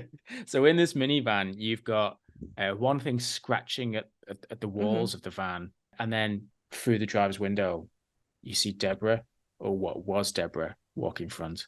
And she glares in. She's like, Come out, Gloria. Come on. We can be friends again. I am trying to tell myself that it's a really bad idea to try running over these two, not because I care about what happens to them, but because they might damage the van and get in that way. But I really want to do that. I mean, I really want to crank up the van and just run over them and then back up and then run over them again and then back up and change the angle and back up and do it again. I mean, that doesn't sound like you're sort of doubting it. That sounds like you're sort of pretty set on the Well, I'm ideas. kind of rehearsing it. Yeah. Rehearsing it. And the more I rehearse it in my head, I mean, the better an idea it sounds. So yeah, I think that's what I'm going to do. Yeah. I mean, what have you got to lose at this point? I did put a few points in Drive Auto. I mean, I really should use them, right? Yeah, absolutely. Okay, so you climb into the front seat. I put on the seatbelt. Okay, the little one comes to the front, and you can see it's a mutilated girl. That's why she's so small. And her and Deborah stand at the front of the van. Deborah climbs up on the windscreen and she starts clawing at it, and she's putting huge scratches through the windscreen. Like it won't take long for it to bust through. You put the keys in the ignition, you turn it on, and it does turn on. Ah, excellent. Well, let me know when I need to make a Drive Auto roll, because some of this stuff is just standard driving. I know. I think let's do it right now. All right. Well, first thing I'm going to do is, I'm going to come backwards and then I'm going to slam on brakes and see if the loss of momentum will throw her off the front. Let's go for it. So that's all right. I have 35, rolled a 65 on my Drive Auto. So. Ooh. So you bring the car back, but you don't manage to shake Deborah off, and she takes another swing at the windscreen. Little tiny fragments of glass, you feel them hit your cheek, like she's actually quite close to getting in. Oh, at this moment, oh my God. We're going to go back to Regina, because Regina, you start to open your eyes, and you can sense some movement to your right. And you see Christina is awake in a sleeping bag. You find yourself in the same musty room, crucifix on the wall, altar over to the side, and in the corner, candlelight and a man hunched over, chanting repeatedly these ancient Greek phrases. Christina, you notice that Regina's awake. What do you both want to do? Point at the man and like give the strangle like tackle sign. Before we strangle him to death, can I try and listen and understand? Because I think my ancient Greek's quite good. I listened. I will always allow a roll that shows Newman up. So yes, absolutely. Okay, come on. I'm just going to show you, because otherwise you won't believe me. I have literally rolled a 1. Oh. The problem with this now is I've got to remember the words I told you before. Oh, I'm really sorry. I've given you more work, Keeper. I'm sorry. I've written them down. So I heard sleep forever, soul return. Master. Oh yes, master. Yeah, that was one of them. Master. The phrase you hear, that incantation he keeps repeating is, let them sleep. Forever they will rest. Their souls belong to you. You shall return. You are the master. And he repeats that over and over again. Right. Yeah, we need to strangle this guy. So Keeper, if we do a quick look around, is there any sort of weapon, or are we literally just in a chapel with some sleeping bags? You are just in the chapel. The weapons you had in the room, they're gone. You are just woken up. You're in your sleeping bags. Are the candles on candlesticks? Candles are on candlesticks, but the candlesticks are near him. It's the only illumination in the room is the candles in the corner where he's chanting. We could really do with Vicki and her brawn. Shame she's a zombie now. Vicky's a zombie! There is the wooden crucifix on the wall. Is that in his field of vision? It's behind him. So it's on the wall and he's in the corner. So you could, I mean, that wooden crucifix is probably the only thing you could really use as a weapon. When I look at Regina, do I see someone who I consider to be stealthy, Regina? Stand by, caller. Stealthy Regina sounds like a sort of action figure. Stealthy Regina. Also available, Bookworm Regina. I'm going to say no. Right. Sounds like you've got as much stealth as I have then. I currently have a bell attached to me, apparently. Okay, so I'm going to point and give the hand gestures of the two little fingers being Regina, another two little fingers kneeling down as the person, and I'm going to gesture that the little fingers of you, Regina, walk up and stand behind, and then give thumbs up, and then point at me, do a crucifix sign, and then I'm good like that, and then I point at Regina that I'm saying I'm going to beat him to death with the crucifix, and you need to jump on him and strangle him while I pummel his head. Okay, keep it in the spirit of fairness. Do I understand this nonsense that's being that's being 2 words. It's a 2 words. movie. Sounds like, yeah. That sounds like can I interpret the charade that's been presented to me? I'm gonna say you're smarter than the average cookie, Okay. so I think I can figure out Christina's nonsense. yes, I think you understand what he's saying. You've woken up in the same situation as him, and I think it's you know that something's not, and after what you've heard as well, you know that this guy's up to no good. So I think you're both on the same page. Third variation of the action figure. This is interpretive, Regina. As you're working out this plan, Gloria is still in this minivan. Right. The last thing I mouth actually as words to Regina is Gloria's fine. Yeah, she's fine. Vicky's fine as well. They're all fine. Vicky's fine. Gloria's fine. Take our time. Vicki is 100% looking forward to the long run that she's going to be doing the cross country, because she's going to nail that in a few weeks' time. This is actually all still just a Deborah like trick. It's all just an elaborate illusion. Yeah. None of this is real. Let's just kill this guy and we'll all be fine. So Gloria, yeah, you're in the minivan. Deborah's probably like maybe one hit away from getting through that windscreen. Right. The little thing is off in the bushes, just sort of cackling as Deborah's doing this. What do you want to do? I'm going to put the minivan in drive. I'm going to crank up the radio, preferably on a metal station. And I'm going to floor it towards the thing hiding in the bushes. See if I can't get both of them at the same time. Yeah. Fantastic. No, my luck's run out. I rolled an 88 on my drive auto, so no, I drove somewhere. You try to drive forward and you're going towards the smaller creature, and you manage to sort of you lose control of the car. You start to like steer more down the hill. And as you do, like you crash into some bushes and the whole thing stalls. Oh. Deborah's going to take a swing at that windscreen. All right. Oh, no, she gets a 12. Deborah rolls quite well. Yeah. And she smashes through the windscreen. She's not a you yet, but she smashes through that windscreen. Glass goes everywhere. And you've got your seatbelt on, and she starts to reach towards you. Christina, Regina, what's happening? Is this plan coming to fruition? Christina, just remind me what the plan is. I'm walking up behind her, and then you're going to get the crucifix. Is that I'm going right? to need stealth rolls from probably both of you. Who's doing most of the moving? It's excellent this crucial fact has come down to the Chuckle brothers going, is it you? Yeah? I'm going to go and get the crucifix. Yeah, I think Christina's doing the most of the stealth, and I'm doing a bit of stealth. I've rolled an 04. Fantastic. Regina, this is coming down to you. I'm going to have to see a stealth roll from you as well. Oh, God. The stealth roll from the human cowboy. Oh, you are joking. Use your luck. Use all your luck. Every bit Yes. luck. Oh, I forgot about the luck. Okay, so I rolled 21 over 20. So I'm going to use 1 luck. You can spend down to make it an even better success too. Yeah. Okay. Yeah. So explain to me how this goes down. Okay, so I up to For the sake of the listeners. It's a podcast. Sorry. Remember, it's a podcast. For this being an audio product. for the listeners, Regina creeps very silently towards just behind this gentleman who is kneeling down, reading in Greek. And then Christina Reaps up to get the large wooden crucifix and then comes round by Regina. And then they look at each other and they count from 3 to 1 in silence. And then I do a listen roll to see if he...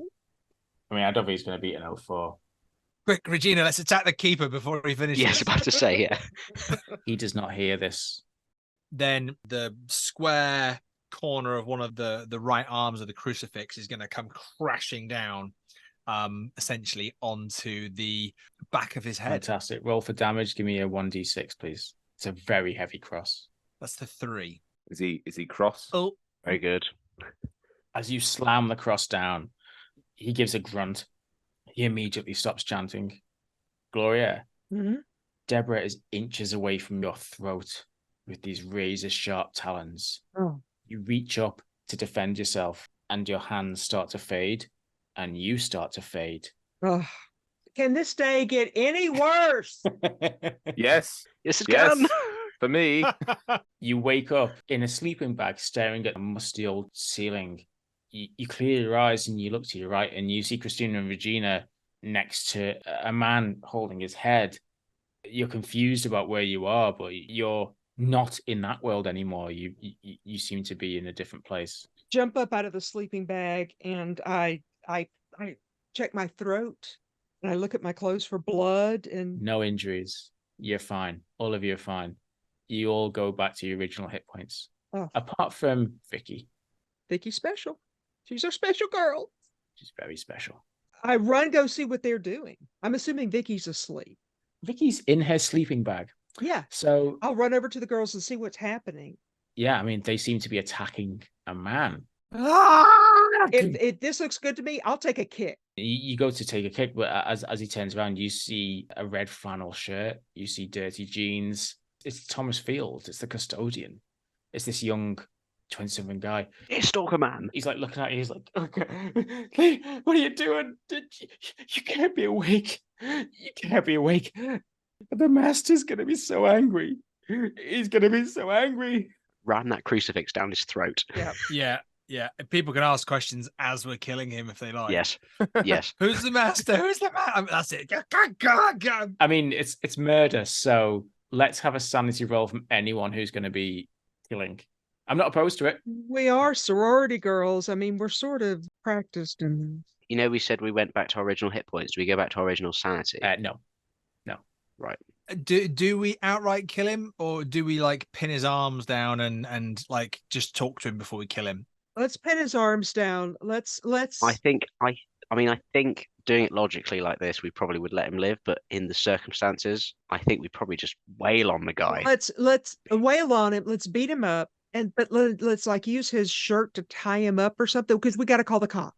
Yeah, Gloria, you've run up. You're going to get a swift kick in. He's turned around to you and he's like, "Oh God, don't kill me! Or the master's going to be. He's going to be so angry. You shouldn't be awake. You shouldn't be awake.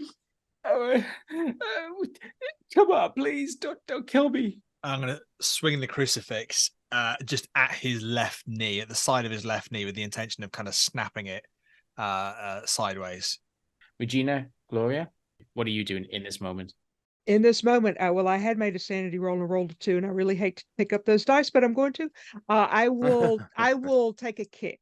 My plan was to come over and kick him, so I will kick him. Nope, missed that. 78. So I take a kick and I don't connect. Were you using the frying pan, Gloria? I didn't bring it with me, unfortunately. It was a great frying pan too. The frying pan of accuracy. Yes, yes. So I rolled an 18 on the sanity. So I think for Regina has no real fighting abilities. I think Regina's going to just try and jump on him and grapple him. Get the book. So I'm going to attack the book in a minute with a crucifix. I probably don't hear what Christina's saying. I'm just in a complete frenzy.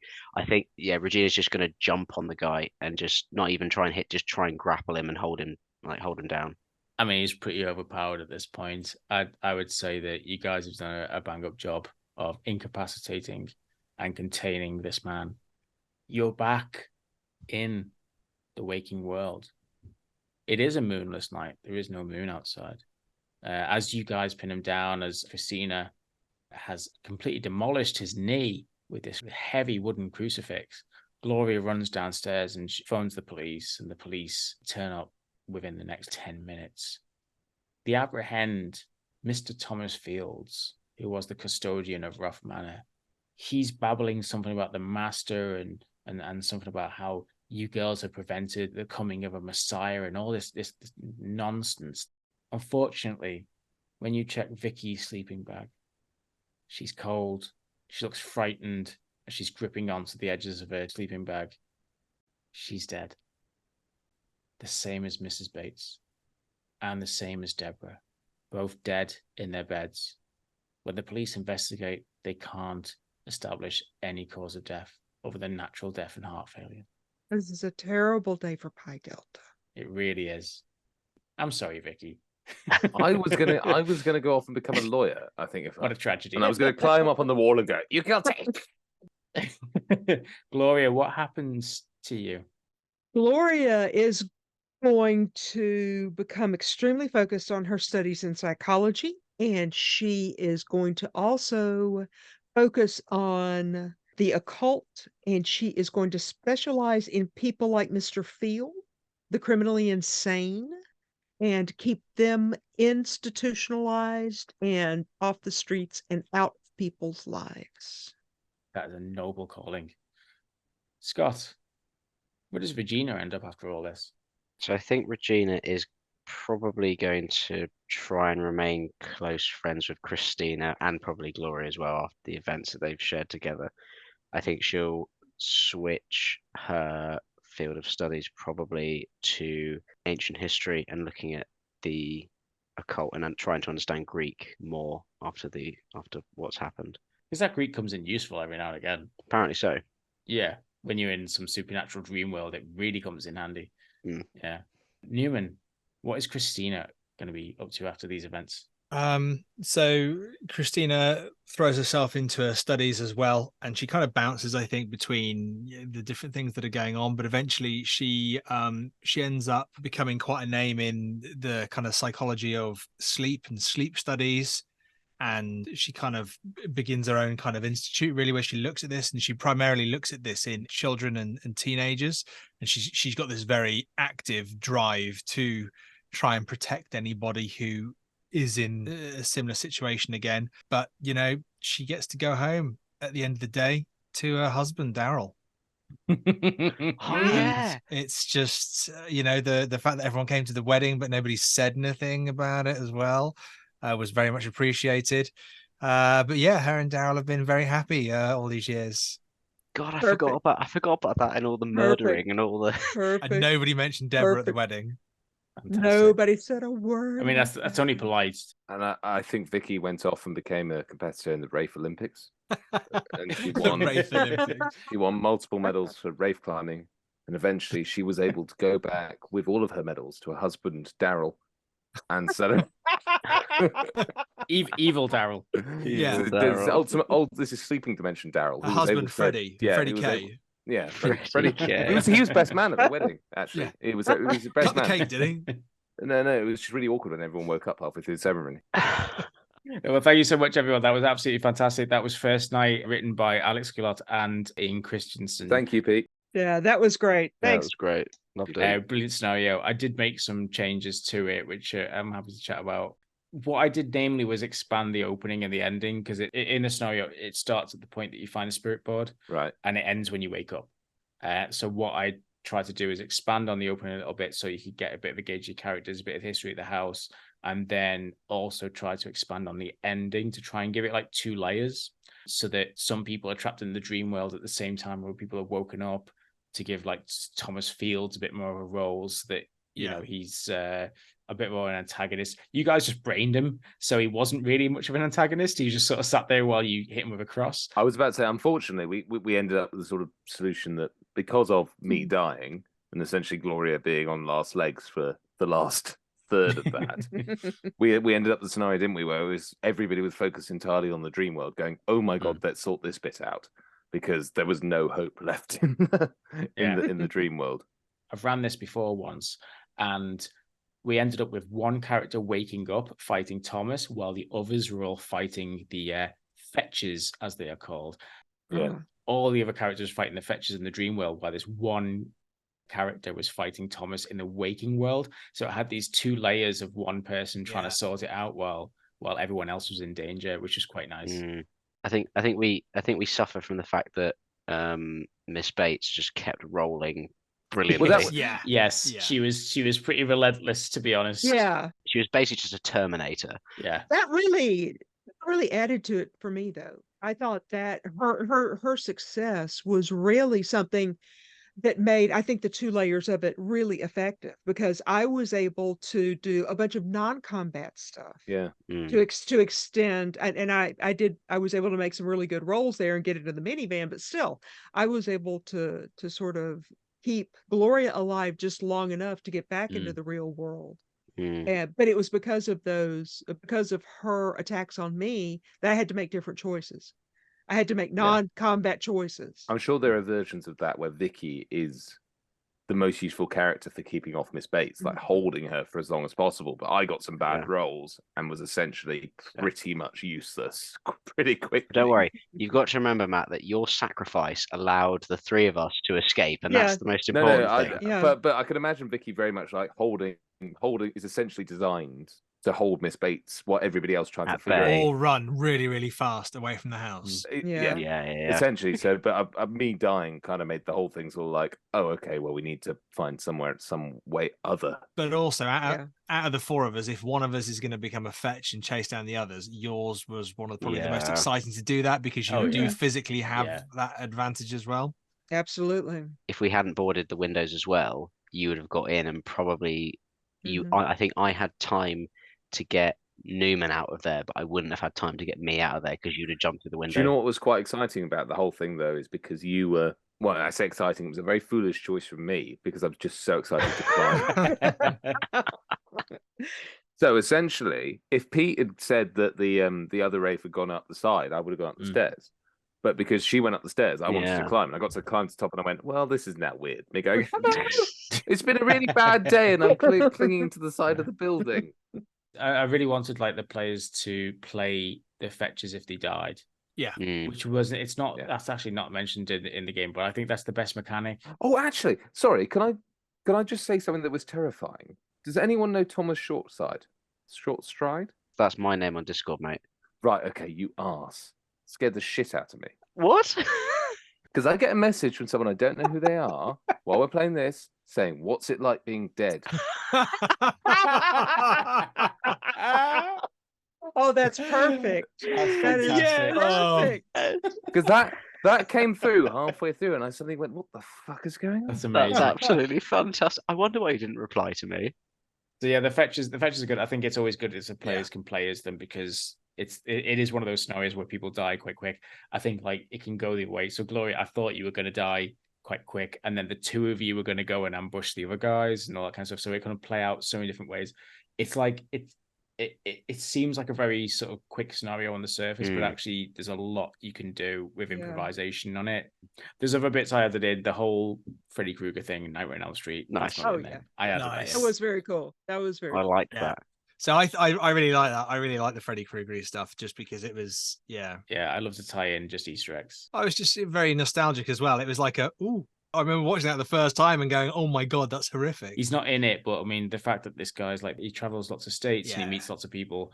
I like the idea that maybe this guy could have been his like mentor, because there's nothing about Freddy about where he's learned any of this stuff. So it was like, let's bring Freddy into the mythos, just a little Easter egg. And then at least it's a little clue that you guys can think like, oh, maybe I'm dreaming right now. And then there's the other little clues and stuff like that. But I didn't want to make it over. I liked it. Always nice to tie in 80s horror with the mythos, I think. Yeah. The handouts are original too, using a bit of art from the scenario. Alex has kindly given me permission to share these with our listeners, so you can find a link to these in the show description.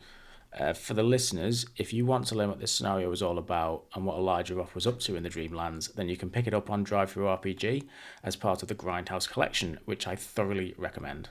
Thank you for joining us for First Night by Alex Guillotte and Ian Christiansen. If you like this, then please support us on Coffee for as little as £1 for really exclusive content. Thank you again, and we hope to see you soon. Bye. Bye.